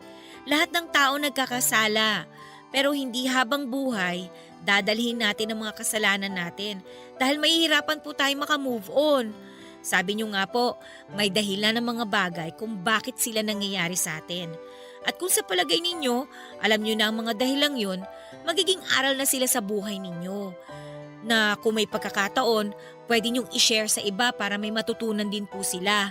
Di ba Tay, sabi niyo ni Nanay, mas importante na naibabahagi natin sa iba yung mga natututunan natin kaysa sarilinin lang yun. Hindi natin alam, meron palang iba dyan na kailangan na marinig yun, yung mga karanasan nyo para magamit nila sa sarili nilang buhay. Di ba? Sa ganung paraan po, may inspire natin sila. Hindi ka lang mabuting anak. Matalino ka rin, bless. Ay, nga pala, tungkol sa mga sinabi mo. Oo, tama ka. Minsan, dapat talaga matuturing makinig ang mga matatanda sa mga bata. Dahil hindi sa lahat ng pagkakataon, alam na namin ang mga bagay-bagay. Salamat anak sa palaging pagpapaalala. Lalo ngayon, tumatanda na ako. Mas madalas na akong nakakalimot. Hinding-hindi po ako magsasawa na magpaalala sa inyo kahit anak niyo ko, Tay. Kasi bilang magulang ko, responsibilidad ko rin po kayo hanggang pagtanda ninyo. Mahal ko po kayo, Tay. Mahal din kita anak. Alam ko, masaya ang nanay mo dahil nakikita niya na nasa maayos na kalagayan na tayo ngayon. Papa Dudut, marami po akong dapat ipagpasalamat sa Diyos bukod sa mga biyaya at pagtatagumpay sa buhay na pinagkaloob niya sa akin. Dahil ang higit ko pong pinagpapasalamat sa Kanya ay ang pagkakaroon ko ng mga magulang na tulad ni nanay at tatay. Bagamat pinagpahinga na niya si nanay ay masaya po ako na napagsilbihan ko siya bilang anak niya noong nabubuhay siya. Kaya nangangako po ako na aalagaan, mamahalin at paglilingkuran ko si tatay hanggang nabubuhay siya. Sa kasalukuyan, Papa Dudut, ay maayos po ang kinabubuhay namin. At kahit papaano ay malakas si tatay at nag-i-enjoy din siya sa mga ginagawa niya, kaya masaya po ako at panatag. Maraming salamat po, Papa Dudut, sakaling mapili niyo po ang kwento ng buhay ko. Sana ay nakapagbigay po ako ng inspirasyon, aliw at aral sa ating mga kapuso. Lagi po nating tandaan ay isa lamang ang magulang natin. Kaya sana'y pakamahalin natin sila at laging igalang tulad ng nakasaad sa 5 utos ng Diyos sa Biblia. Sa ganong paraan ay pagpapalain po tayo sa buhay na ito. Ang inyong forever kapuso at kabarangay, Bless. Responsibilidad natin na mahalin at alagaan ang mga magulang natin lalo kapag kailangan po nila tayo. Tulad na lamang ng ibinahagi sa atin ng ating kabarangay na si Bless. Bagaman hindi lahat sa atin ay may mabuting relasyon sa mga taong nagdala sa atin sa mundong ito, hindi pa rin po yun dahilan para lapastanganin natin sila. Dahil nakasaad sa 5 utos ng Diyos, naigalang natin sila sa lahat ng pagkakataon. Mga kapuso, magiging magulang din tayo pagdating ng araw at ayaw nating tularan ng mga anak natin ang paraan ng pagtrato natin sa ating mga magulang, lalo na kung hindi pa yon maganda at mabuti. Para naman sa iba nating kabarangay, huwag nating kalimutan na tumatanda na ang mga magulang natin at baka magulat na lamang tayo isang araw na hindi na natin sila kasama kasi naging abala tayo sa sarili nating mga buhay. Hindi po required na lagi natin silang alalahanin, pero wag naman po natin silang kakalimutan. Hanggang sa muli mga kapuso, ako po ang inyong si Papa Dudut sa mga kwento ng pag-ibig, buhay at pag-asa sa Barangay Love Stories number 1. Mga kwento ng pag-ibig, kwento ng pag-asa at mga kwento ng buhay dito sa Barangay Love Stories. Love Stories. Forever! Nagustuhan ng iyong napakinggan? Ituloy yan via live stream sa www.gmanetwork.com/radio. Ang mga kwento ng pag-ibig, kwento ng buhay at kwento ng pag-asa dito sa Barangay Love Stories. Love Stories.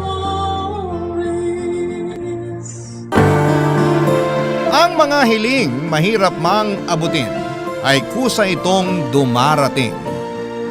Lalo na kung ang mga hiling na ito'y iyong pinaniwalaan at pinaghirapan.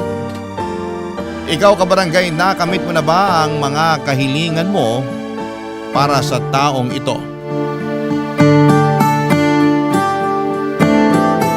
Dear Papa Dudut, maligayang araw po sa inyo at sa lahat ng bumubuo ng inyong programa. Maligayang araw din sa mga katulad ko na araw-araw nakikinig sa Barangay LS 97.1. Bago matapos ang taon ay sumulat ako sa inyo para ikwento ang love story ko na nagsimula noong nakaraang taon. Gagawin ko na rin ito para magsilbing reflection ko para sa taong 2024. Bago ko makalimutan, ako nga po pala si Trixie. 25 years old na ako at isa akong event singer. Never pa ako nagkaroon ng boyfriend. Hindi naman po dahil sa pangit ako. May mangilan-ngilan na ring sumubok na manligaw sa akin, pero karamihan sa mga lalaking nagpaparamdam noon ay hindi pasok sa standards ko. Opo, medyo mataas po ang standards ko pagdating sa lalaki dahil alam ko po kung ano ang worth ko. Natuto ako noon dahil na rin sa nanay ko na ilang pagkakataon nang nabaliw sa pag-ibig matapos makailang beses na nagtiwala sa mga lalaking ginamit lang siya at ginawang parang laruan. Lumaki ako na laging binibibisit ang mama ko na gabi-gabi noong umiiyak tuwing iniiwan siya ng mga lalaking minamahal niya hanggang sa dumating sa puntong tumigil na siya sa paghahanap at tinanggap na lamang niya na tatanda siyang single. Kaya naman hindi niyo po ako masisisi kung mapili ako sa lalaki dahil takot akong matulad sa mama ko. Dahil sa takot na maloko ay yun na nga po ang naging epekto. Hirap po akong magkaroon ng karelasyon, Papa Dudut. Sa katunayan ay naunahan pa nga ako ng nakababata kong kapatid na si Sasa. Meron na siyang long-term boyfriend na nakilala pa niya noong nasa college pa lamang sila. Minsan ay napapasana all na lamang ako sa relasyon ng mga kamag-anak at kaibigan ko. Nakakainggit man kung minsan pero hindi ko lang talaga magawang pumasok sa isang relasyon sa takot na makaranas din ako ng heartbreak katulad ng sa mama ko, Papa Dudut.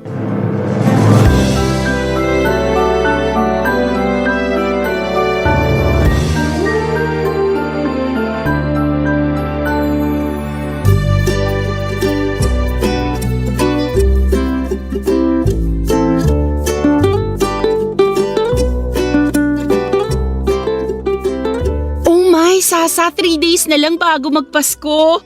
Yee, nakaka-excite! Anong exciting dun? Malamig nga ang Pasko mo eh. Ano ngayon? Porket walang jowa, bawal na magsaya sa Pasko? Hindi naman, pero yung isiping mag-isa ka lang sa araw ng Pasko, yun ang nakakalungkot. Ang tao, hindi kailangan ng jowa para maging masaya. Ginagawa mong personality ang pagkakaroon mo ng boyfriend. As if naman ikaw lang ang nakaka-experience niyan. Well, sa ating magkapatid, ako lang naman talaga yung naka-experience magkaroon ng jowa eh. So fact yun. Pwede ikaw na. Magpasalamat ka na lang at nakahanap ka ng lalaking matino at loyal. Hindi yung lagi mo na lang akong inaasar sa pagiging single ko. Ano ba kasing plano mo? Gusto mo bang maging tita na lang ng anak ko? At tumandang dalaga nang hindi man lang nakakatikim ng… Yung bibig mo ha? Ikaw talaga? Kung ano-anong lumalabas dyan sa bunganga mo. Siyempre, may plano rin naman ako magkaroon ng pamilya someday. Hindi naman ako forever magiging single eh. Gusto ko rin namang makaranas ng pag-ibig. Anong inaantay mo? Na magbagsak ang langit ng lalaki sa harap mo? Bakit naman hindi? Mas maganda nga na langit na mismo ang mag-decide para sa love life ko. Para sa ganon, hindi ako ang may kasalanan if ever mang hindi maganda ang kalabasan ng first relationship ko. Kung ganyan lang din, talagang tatanda kang dalaga. Ate Trixie, ang pag-ibig, tinatrabaho yan. Hindi yan kusang mahuhulog mula sa langit. Parang pera yan na kailangan paghirapan para makuha. San ba kasi kailangan magpasa ng resume? May interview din ba yan katulad ng paghahanap ng trabaho?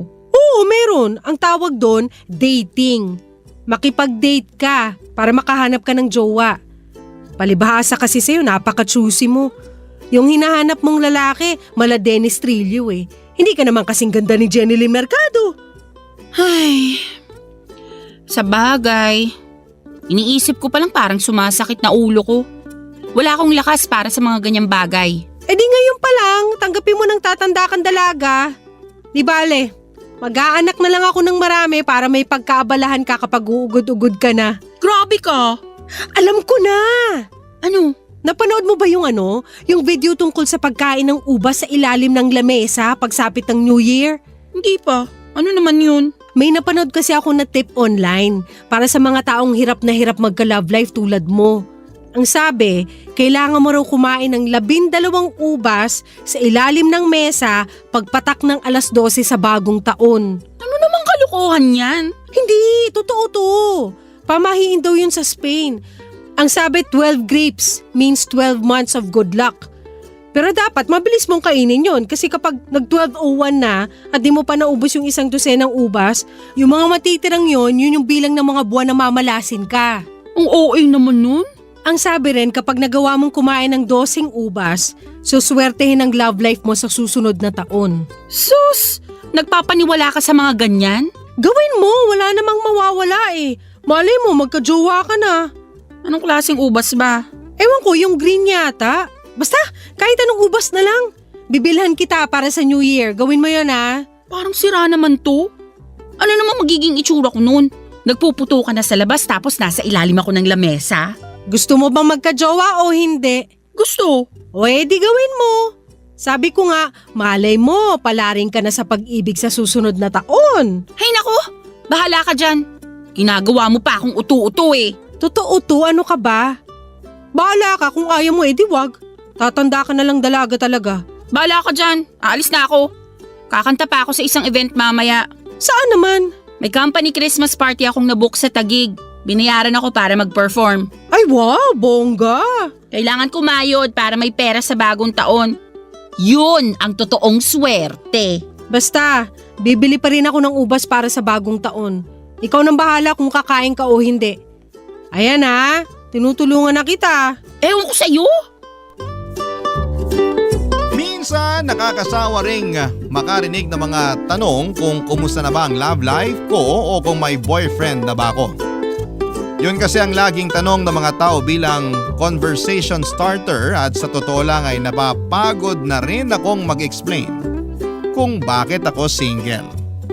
Para kasing laging naipapamukha sa akin ang pagiging mapanglaw ng puso ko. Kaya naman bago natapos ang taong 2023 ay ibinangako ko sa sarili ko na bibigyan ko naman ang sarili ko ng boyfriend. Ano man ang mangyari pagpasok ng 2024. Kung kinakailangang babaan ko ang standards ko ay gagawin ko yon. Para naman maranasan ko na rin ang tinatawag nilang pag-ibig. Nakakahiya mang aminin pero ginawa ko ang pagkain ng isang 12 ubas sa ilalim ng lamesa na binanggit ng kapatid kong si Sasa. Ganon ako kadesperada noon dahil for the first time ay nagkaroon ako ng urge na danasin din kung paano ba talaga ang umibig. Noong 2023 ay nagkaroon ng malaking year-end party sa bahay ng pinsan ko.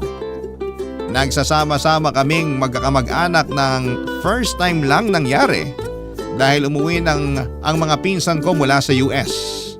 Ilang kaibigan at dating kakilala rin ang dumalo sa party ng time na yon. Pagsapit naman ang alas 12 habang nasa labas ang lahat at masayang nanonood ng fireworks display, sa kalangitan ay palihim akong nagpunta sa kusina dala ang 12 ubas para gawin ang sinasabi ni Sasa na pampaswerte sa love life. Sa isang long table kung saan nakadisplay ang mga pagkain ay gumapang ako sa ilalim ng lamesa. At doon ay nagmadaling kinain ng 12 ubas, Papa Dudut.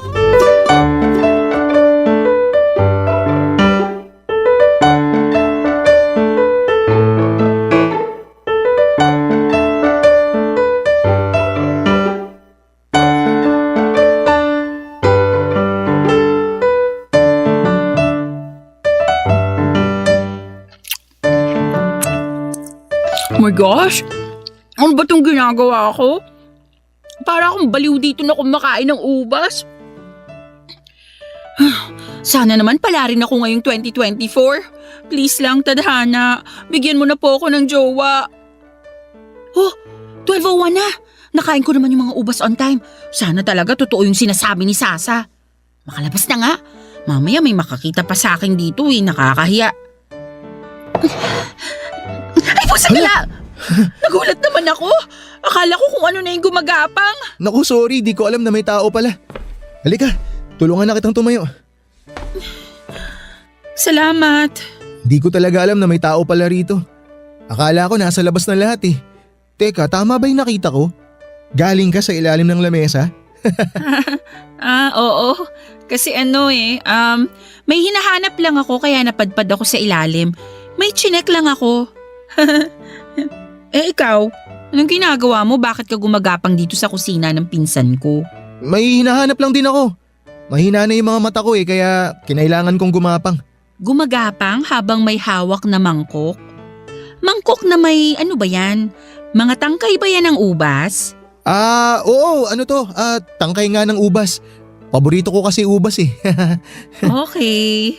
Mukhang alam ko na kung anong nangyari Ha? Bakit? Ano ba sa tingin mong nangyari? Hulaan ko kung ba't ka gumagapang sa sahig. Galing ka rin sa ilalim ng mesa, no? Sige, aamin na ako. Tama ka, galing din ako sa ilalim ng lamesa. Kumain ako ng ubas. Pero mag-e-explain ako kung bakit. May nakita kasi akong video tungkol sa pagkain ng ubas sa bagong taon. Sabi nila… Pampaswerte sa love life. Napanood mo rin yun? Hindi. Sinabi sa akin ng kapatid ko. Actually, ginawa ko nga rin eh. Kaya ako galing sa ilalim ng mesa kasi kumain din ako ng 12 ubas. Nakakatawa naman. Pareho pala tayo ng ginawa. Akala ko ako lang yung nagpapaniwala sa mga ganun eh. May kasama pala ako. Ewan ko nga kung bakit rin ako nauto eh. Saang lamesa ka pala galing? Hindi kita napansin nung pumasok ako eh. Dito ako sa kabila, yung mga lalagyan ng plato at baso. Yun yung lamesang mataas eh. Hindi kasi ako kasya dyan sa lamesang pinagpwestuhan mo. Nung nagsilabasan na lahat, nagpaiwan ako. Sabi ko sa pinsan mo, magsi-CR lang ako sandali. Kaya pala hindi kita napansin. Mas nauna ka pala sa akin. Sumama pa ako sa labas kanina eh. Mabuti na lang pala hindi ako nagpunta sa lamesang yun kung hindi nagkagulatan tayo. Tama.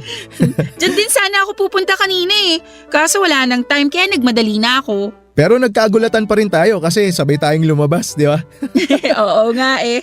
Nakakahiya na huli pa akong gumagapang galing sa ilalim ng mesa. Huwag kang mag-alala, secret lang natin to. Sure ka ha? Huwag mong ipagsasabi kahit sa pinsan ko. Pagtatawanan ako ng mga yun. Oo naman, basta wag mo rin ako ibubuko. Sige, deal yan. Safe ang secret natin sa akin. Ano palang pangalan mo? Trixie, ikaw, Jacob. kaano-ano ka ng mga pinsan ko? Kapitbahay ka ba nila? Hindi, college friends kami. Oh, I see. Ngayon lang kita nakita eh. First time ko lang din kasing maimbitahan dito. Mag-isa lang din kasi ako ngayong bagong taon eh kaya in-invite ako ng mga pinsan mo. Parang get together na rin namin to pagkatapos ng mahabang panahon. Parang ganun. Sa bagay, ngayon lang din kasi sila umuwi kaya ngayon lang din siguro kita nakita. So, kumusta naman? Nakain mo naman lahat ng ubas mo? Oo, muntik na nga ako mabilaukan eh. Ako nga, muntik na hindi umabot sa oras eh. Ang lalaki din kasi nung nakuha kong ubas. Ay, sinabi mo pa. Ay, sana worth it nga talaga tong kalokohang pinagagagawa natin. Sana nga. Sana talaga magkatotoo yung hiniling mo ngayong gabi. Ikaw rin. Tara na sa labas. Baka hinahanap na tayo ron. May sisindihan pa yata silang fountain eh. Mauna ka na, susunod na lang ako. Okay, sige. Kita na lang tayo sa labas ha.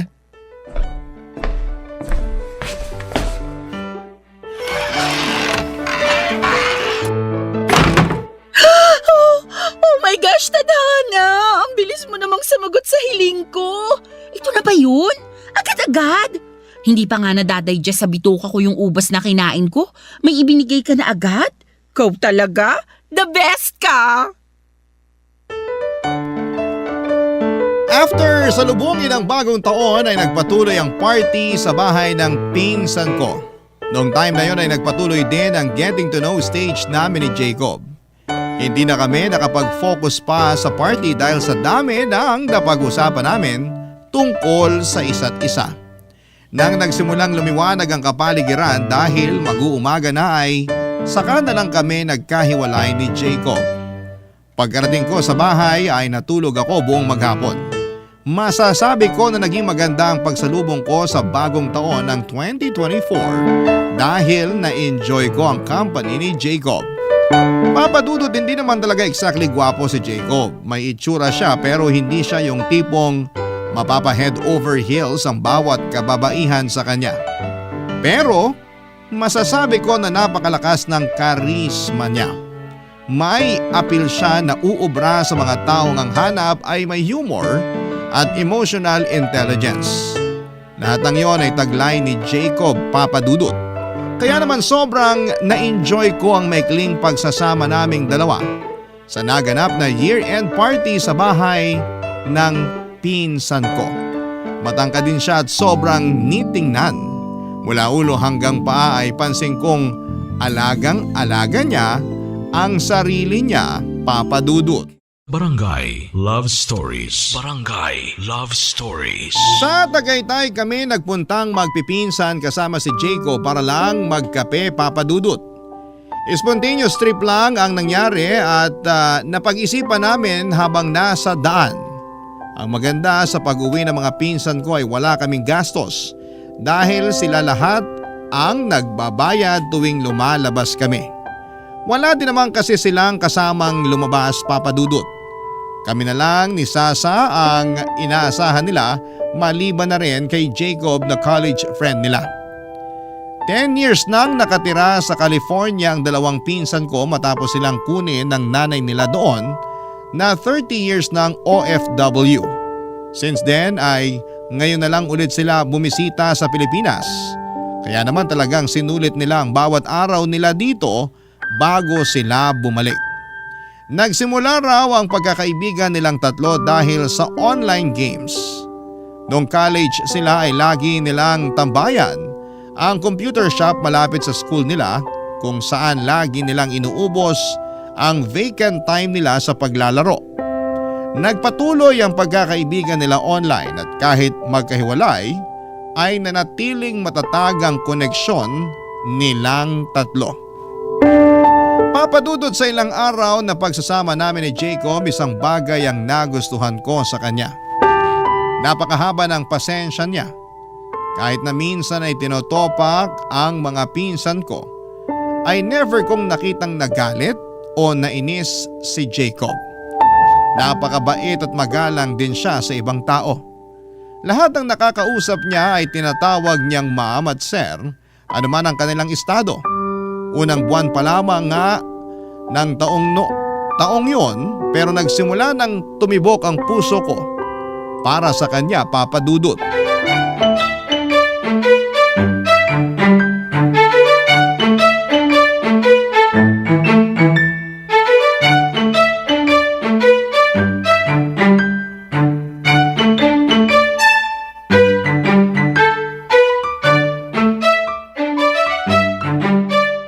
Masarap tong California maki na in-order mo. Hindi yata sushi rice yung ginamit nila kundi normal na kanin lang. Ang arte mo, nakikikain ka na nga lang eh. Saan mo ba to binili? Mura lang naman to. In-order ko dun sa dati kong kaklase. Nag-business kasi siya, tapos minessage ako. At dahil mabait ako, umorder ako para naman suportahan siya. Wow! New Year's resolution mo ba yan? Mabait ka na ngayon? Sa'yo lang naman ako hindi mabait, no? Maiba tayo. Anong meron sa inyo nung Jacob? Anong ibig mong sabihin? Kala mo di ko napapansin? Iba yung galawan yung dalawa eh. May something na ba sa inyo? Wala ano. Asus! Nag-deny pa. Kulang na lang idikit mo sarili mo dun sa lalaki na magkakasama tayo sa Tagaytay. Mukhang tinutuo mo talaga yung promise mo sa akin na magjojowa ka na this year ah. Kakapalit pa lang ng taon, naglalandi ka na agad. Magkaibigan lang kami ni Jacob. Masaya siya kasama. Ano bang masama dun? Wala naman. Pero kung may nararamdaman ka sa kanya, hindi uubray ang pagdi-deny mo. Paano ka makakahanap ng boyfriend kung ayaw mong umamin sa feelings mo? Halata naman na may gusto ka ron eh. O sige, oo na. Type ko siya. O ayan, inamin ko na. Happy ka na? Ganyan. Kung maglalandi ka talaga, panindigan mo. Sa akin ka pa magsisinungaling eh, obvious naman sa pagmumukha mong bet mo yung guy. So ano naman nagustuhan mo sa kanya? Cute siya. Weh! Para sa akin, cute siya. Kaya itigil mo yung pagiging judgmental mo. Wala naman ako sinabi ha. Itsura mo pa lang kahit hindi mo sabihin, alam ko na kung anong iniisip mo. Hindi man siya cute para sa'yo, pero para sa akin, oo. Malakas ang appeal niya at nakakadagdag sa karisma niya yung pagiging mabait niya. So mahilig ka sa good boy? Wala yan sa hilig. Basta ang sa akin lang, pasok siya sa standards ko. Sa bagay, cute naman kayo. Bagay kayong dalawa. Tingin mo? Oo! Kailangan mo ng lalaking mahaba ang pasensya. Kasi napaka-moody mong tao. Tuwing kabilugan ng buwan, nag-iiba yung ugali mo. Kaya dapat lang na ang jowain mo ay yung malawak ang pangunawa. Ano namang masasabi mo sa kanya? Nakasama mo na siya kaya for sure, may impression ka na kay Jacob. Well, to be honest, okay naman siya. Hindi siya mukhang bobo. Madiskarte siya at saka marunong makisama. At tama yung sinabi mo, mabait siya. Kung ikaw ba, magiging type mo rin siya? First of all, magkaiba tayo ng taste kaya hindi ko siya mabebetan. Pero kung type mo siya, sino naman ako para mag-judge, diba? Pangalawa, hindi ako mahilig sa mga lalaki masyadong mabait. Mabait na ako eh. So gusto ko yung medyo demonyo. At last but not the least, may boyfriend na ako kaya hindi na ako pwede magkagusto sa ibang tao. Sa tingin ko, bet din naman niya ako eh. Sinabi ba niya yan o nag-a-assume ka lang? Remember, never assume unless stated. Baka mamaya delusional ka lang pala. Hindi niya sinasabi pero mukhang may gusto rin naman siya sa akin. Sa bagay, first time mo pa lang naman kasi magmahal kaya naiintindihan kita. Pero payong kapatid, huwag mong paaasahin ang sarili mo sa isang bagay na hindi pa naman totoo. Huwag ka nagpapapaniwala sa pakiramdam mo lang. Dapat malaman mo sa kanya mismo ang totoo. Hindi yung hindi ka sure sa feelings niya tapos minahal mo na siya. Maniwala ka sa akin, ikaw lang din ang masasaktan sa huli. Eh paano ko malalaman kung gusto niya ako? Tatanungin ko? Wag na wag mong gagawin yan. Huwag kang magmukhang desperada sa harap niya kasi baka ma-turn off siya. Ayaw ng mga lalaki sa babaeng naghahabol. Remember, hindi ka aso para maghabol ng tao. Eh anong gagawin ko? Huwag ka kasing magmadali. Magpakipot ka rin ng konti. Huwag mo masyadong ipahalata na bet mo siya. Chill ka lang. Sabi nga nila, it's not the destination that counts, but the journey. Kaya enjoyin mo lang yung chemistry nyo for the meantime.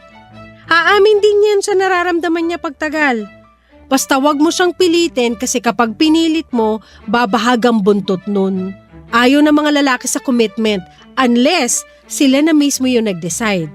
So, kapag decided na si Jacob, dun ka lang maniwala na bet ka niya. Matapos bumalik sa US ng mga pinsan ko ay nanatili ang closeness namin ni Jacob, Papa Dudut. Nagpatuloy ang paglabas-labas naming dalawa. Katulad ng sinabi sa akin ni Sasa ay hindi ko masyadong pinaasa ang sarili ko. Kahit na may nararamdaman na ako para kay Jacob noong time na yon, ay sinolo ko na lamang muna ito hanggat hindi niya sinasabi sa akin na nagugustuhan din niya ako. Itinuring ko na lamang muna ang relasyon naming dalawa bilang magkaibigan. Sa mga sumunod na araw ay mas lumalim pa ang pagkakaibigan namin ni Jacob. By that time ay sobrang open na namin sa isa't isa. Wala nang hiyaan sa pagitan naming dalawa at tapos na kami sa stage kung saan ay patuloy ang pagpapa-impress na ginagawa namin. Nagsimula na naming makita ang mga bagay na hindi kaaya-aya sa bawat isa at sa kabila ng mga yon ay nanatili pa rin ang samahan naming dalawa, Papa Dudut. Hanggang sa pagdating ng February, nagsimula nang magparamdam sa akin si Jacob. Eksaktong February 14 noong inaya ko ni Jacob na kumain sa labas. Nag-date kami sa isang restaurant at doon mismo ay inamin niya sa akin ang totoong nararamdaman niya. Unang pagkikita pa lang daw namin ay nagkaroon na siya ng crush sa akin. Sa katunayan nga ay siya ang may ideya na ayain ako ng mga pinsan ko noon na mamasyal para magkaroon daw kami ng time na kilalanin pa ang isa't isa. Para bang ang mga pinsan ko na rin ang nagsilbing wingmen niya noon, Papa Dudut. Then after some time ay na-realize daw niya na nahuhulog na ang loob niya para sa akin. After ng confession niya, inamin ko na rin kay Jacob na matagal ko na rin siyang gusto. Doon na siya nagsimulang manligaw sa akin, Papa Dudut. Kalagitnaan ng March noong opisyal ko siyang sinagot, Papa Dudut.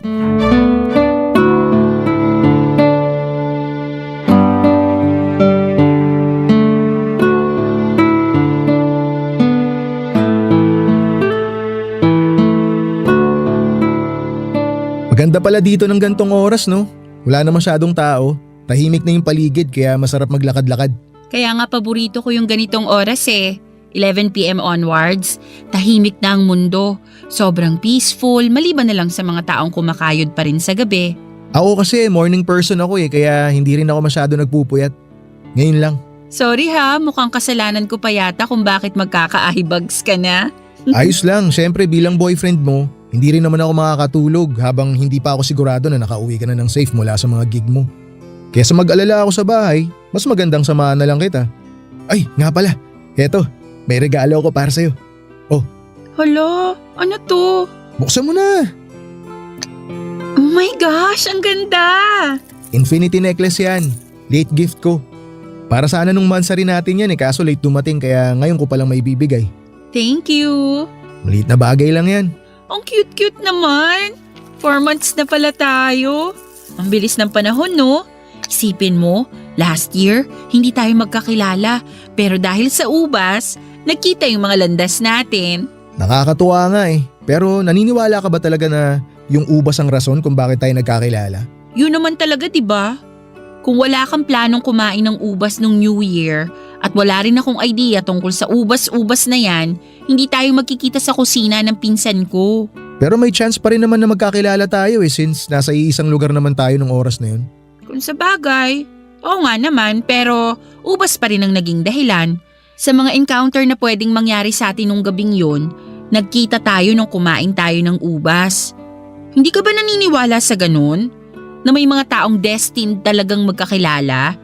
Parang Red String Fury. Sabihin na nating naniniwala naman ako.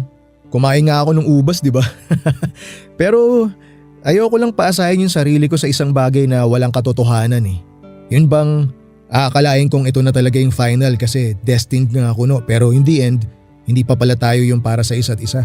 Bakit? Dumating ka na ba sa point noon na naniwala kang destiny mo na yung partner mo?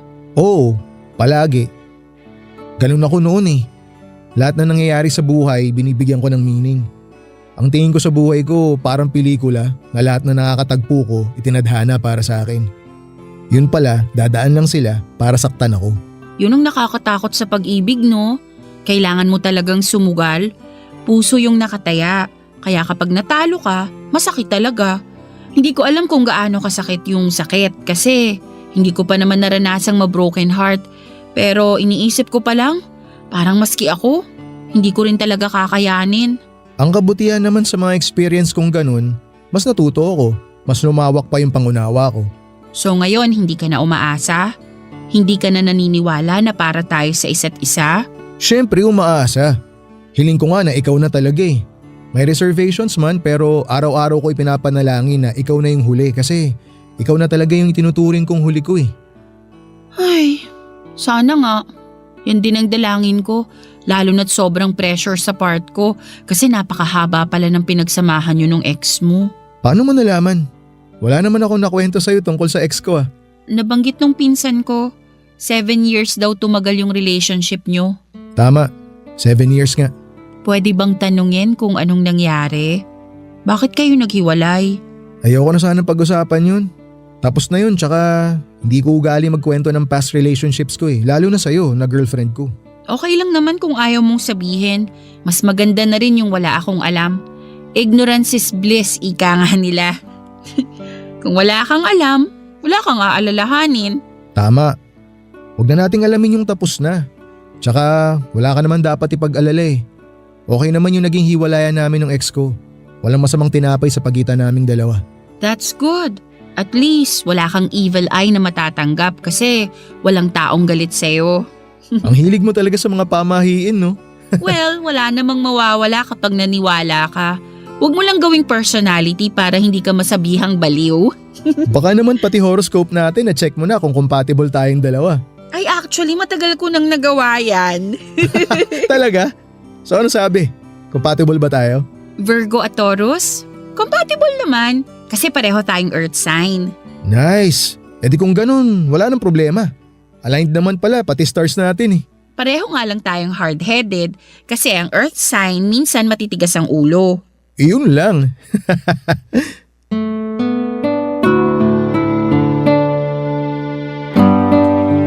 Papadudot kahit chill man ako tuwing magkasama kami ni Jacob ay aaminin ko na ramdam ko ang pressure bilang bago niyang girlfriend.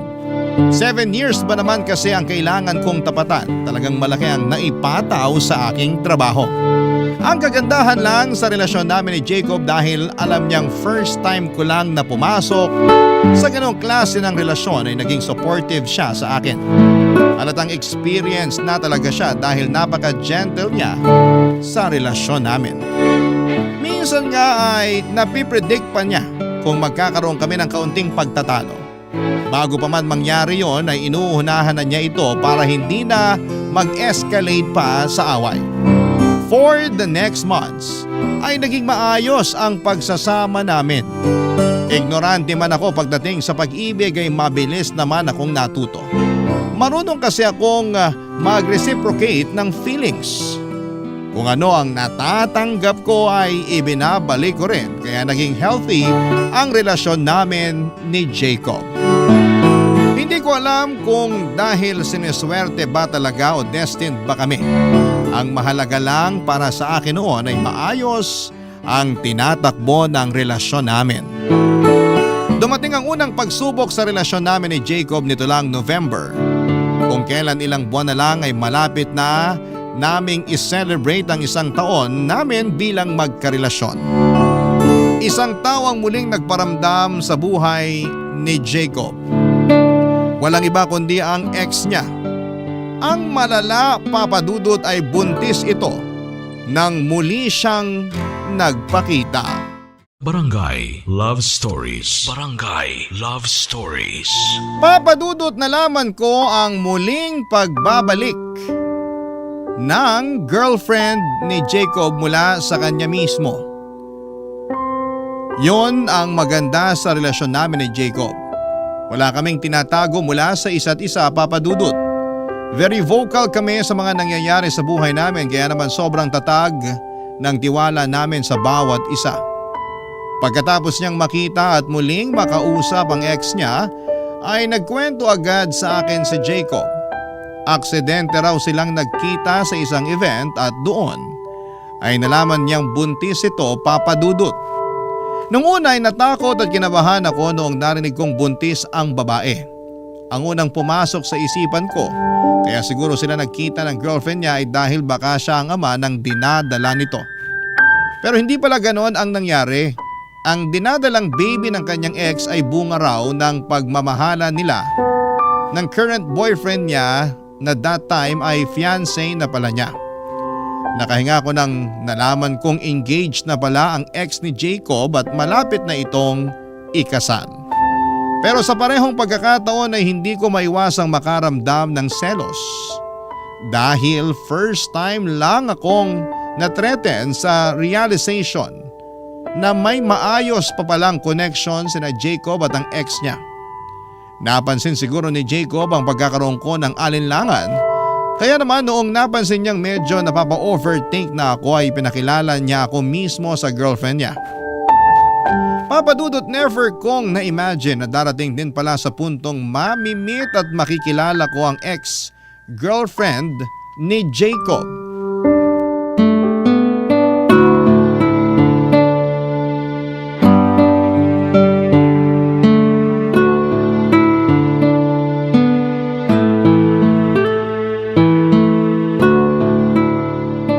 So, kumusta naman yung eyeball nyo ng ex ng jowa mo?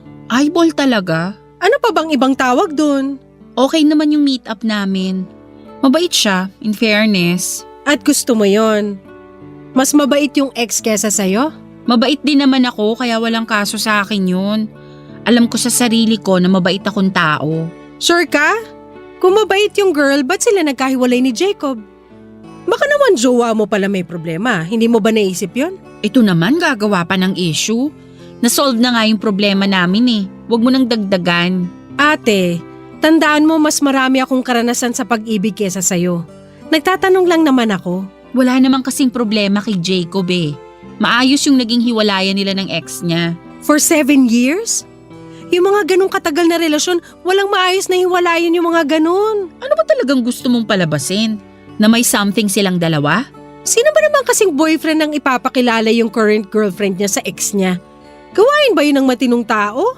Ipinakilala niya ako sa ex niya kasi nag-overthink ako. Nagkita kaming dalawa para matapos na yung worries ko. Para masigurado na wala nang problema sa kanilang dalawa. Na masaya na sila sa kanya-kanya nilang buhay. So, wala ba talaga? Wala nga. Ang kulit mo naman eh. Ikakasal na yung girl. Actually, invited nga kaming dalawa sa kasal nila eh. Ganon? Oh my gosh, ang weird talaga. Hindi ka lang kasi sanay makakita ng mag-ex na mature mag-isip. Hindi na issue kina Jacob at sa ex niya yung nangyari sa kanila dati. Nakapag-move on na sila sa naging hiwalayan nila. Kaya hindi na problema kung magkaayaan pa sila sa kasal. Ganun sila ka-okay at ganun na sila kasaya sa sarili-sarili nilang relasyon at buhay. Okay, sabi mo eh. Kung totoo man yan, edi good. So pupunta kayo sa kasal? Oo naman. Nakakahiya naman kung hindi kami pumunta. Pinadalhan kami ng invitation eh. Tinanong mo ba si Jacob kung gusto niyang pumunta? Sa akin niya binigay yung desisyon. Kung gusto ko raw pumunta, pupunta kami. Kung ayoko, di rin siya pupunta. Nag-decide ako na pumunta na lang. Kasi bakit naman hindi? At talagang gusto mo makipaglaro sa apoy, no? Paano kung bigla mag-runaway bride itong ex at tumakbo paalis ng altar kasama si Jacob? Ikaw kung ano-ano talagang pumapasok sa isip mo. Hindi to telenovela ha. Nasa totoong buhay tayo. Ay hindi! Ang mga telenovela inspired yan sa totoong buhay. Ewan ko sa'yo. Sinisira mo peace of mind ko eh. Ano ba talagang gusto mong mangyari? Pagdudahan ko si Jacob? Binibigyan lang kita ng senaryo na pwedeng mangyari. Hindi mangyayari yon. Malaki ang tiwala ko kay Jacob. At isa pa, mukha namang mahal na mahal nung ex niya yung mapapangasawa niya eh. Nung nag-usap kami, wala siyang ibang binabanggit kundi kung gaano siya kasaya sa current love life niya. Bakit nga ba kasi naghiwalay si Jacob at yung ex niya? Mahaba-haba na rin yung 7 years ha? Sayang yun. Ano ba nangyari? May third party bang involved? Walang third party. Ang kwento nila sa akin na wala na lang daw basta yung spark. Para bang naubos na lang yung pagmamahal nila sa isa't isa. Hindi na nag-work yung relationship nila. Hindi na sila nag-grow as a person. Sa huli, nag-decide sila na maging friends na lang. Pinalaya nila yung isa't isa para subukang magmahal ulit. Nakakilala si ex ng bagong lalaki, tapos nakilala naman ako ni Jacob. Tapos sasabihin mo, hindi mala telenovela yung kwento mo? Ang dami ko nang napanood na ganyang pangyayari. Ang exage mo rin naman kasing mag-isip. OA na OA eh. Whatever, kung saan kayo masaya, doon na rin ako. Kung wala rin naman palang problema, edi mabuti. Basta siguraduhin mo lang na goods na yung ex niya. Sigurado kang hindi mo na yun pagseselosan. Hindi na, kasi mature na rin ako mag-isip. Kaya nga kami a-attend ng kasal eh, para ipakitang okay na okay ang lahat. Eh di wow! Papadudot walang rason para paghinalaan ko si Jacob dahil sa 8 buwang pagsasama namin, wala siyang ibang ginawa kundi ang buuin ang tiwala ko sa kanya. Doon ko nga na-realize kung gaano kahalaga ang tiwala sa pagitan ng 2 taong nagmamahalan. Kung hindi ito matibay, mahihirapang magtagal ang isang relasyon. Kaya dapat bago pasukin ang mundo ng pag-ibig ay wala kang daladalang emotional baggages na maaaring sumira sa pagtitiwala mo sa partner mo. Sa kabila ng mga sinabi sa akin ni Sasa, mas nagtiwala ako sa boyfriend ko at sa pagmamahal na ipinapakita at pinaparamdam niya sa akin. 2 choice lang naman kasi yan. Yan ay ang maniwala ka sa partner mo o pagdudahan mo lahat ng ginagawa niya. Mas pinili ko ang una at buong puso ko siyang pinagkatiwalaan, Papa Dudut. Ang kapalit noon ay never sinira ni Jacob ang tiwalang ibinigay ko sa kanya. Very transparent kasi si Jacob kaya lahat ng nangyayari sa buhay nito ay updated ako kaya naman wala nang lugar sa puso't isipan ko ang pag-overthink. Gabi bago ikasal ang ex ni Jacob ay naghahanda na ako noon para sa gagamitin kong damit kinabukasan. Nang bigla akong pinuntahan ni Jacob sa bahay para sabihin ang balitang mas mabuting wag na kaming magtungo sa kasal ng ex niya. Tinawagan na raw niya ito at nagpaalam na hindi na kami makakadalo. Nagulat ako sa naging desisyon niyang yon pero noong tanungin ko siya kung bakit niya yon nagawa ay mas humanga ako sa kanya, Papa Dudut.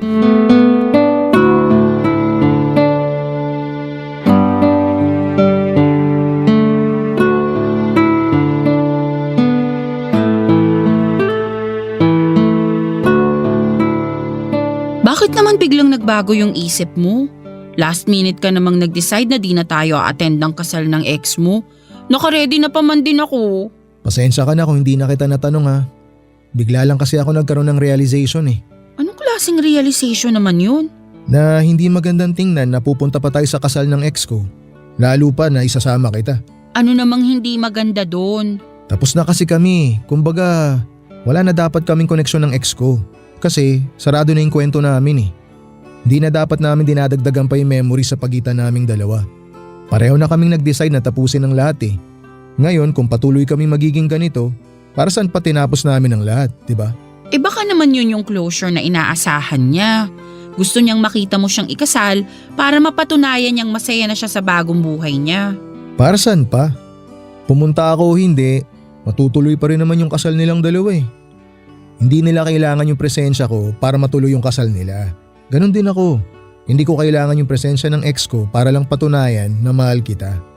Tsaka nakaka-insulto yun sa part nyo ng mapapangasawa niya. Kaya pakiramdam ko talaga hindi na kita kailangan dalhin sa kasal nila. Kahit sa ang anggulo tingnan kasi hindi maganda eh. Pero okay lang naman sa akin eh. Patunay lang yun na mature na kayo pareho.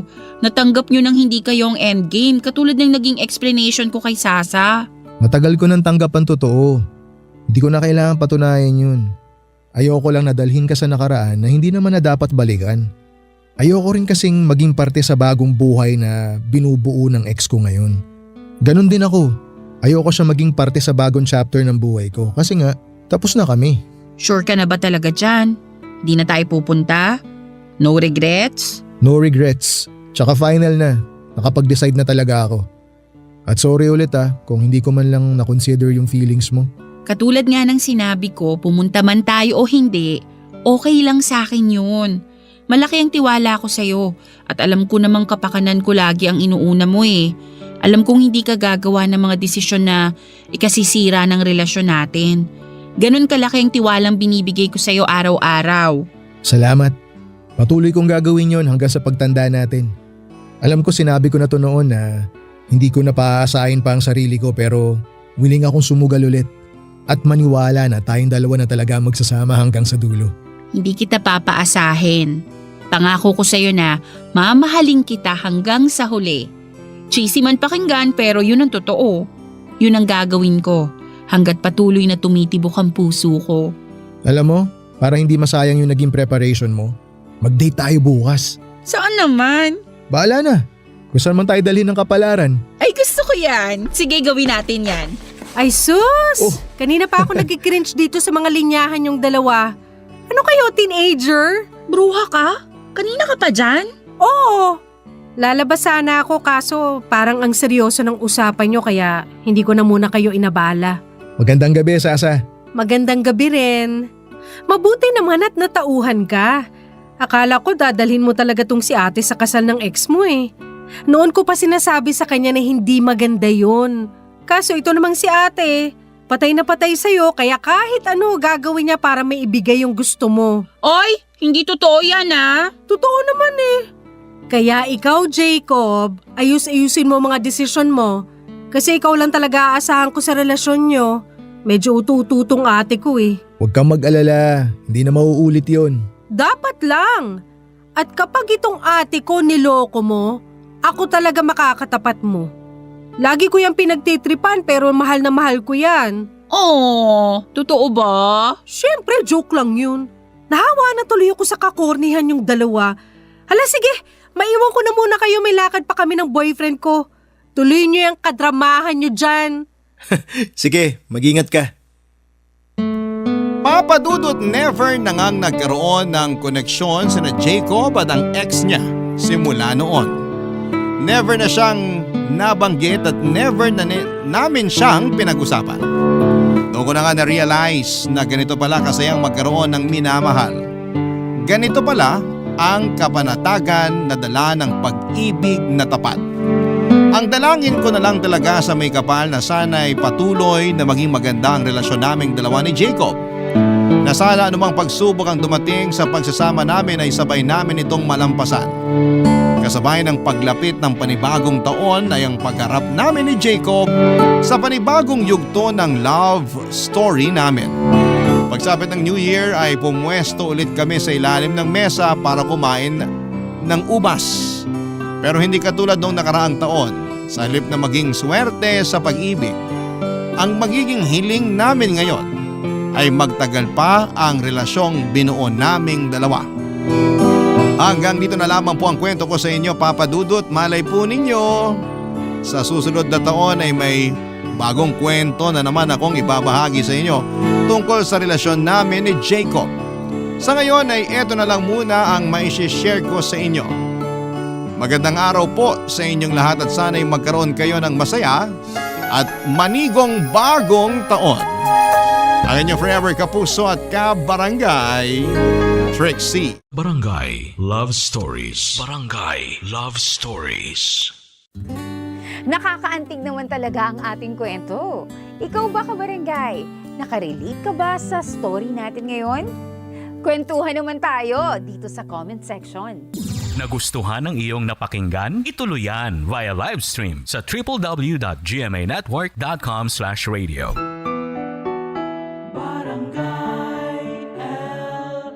In Mega Manila, 97.1.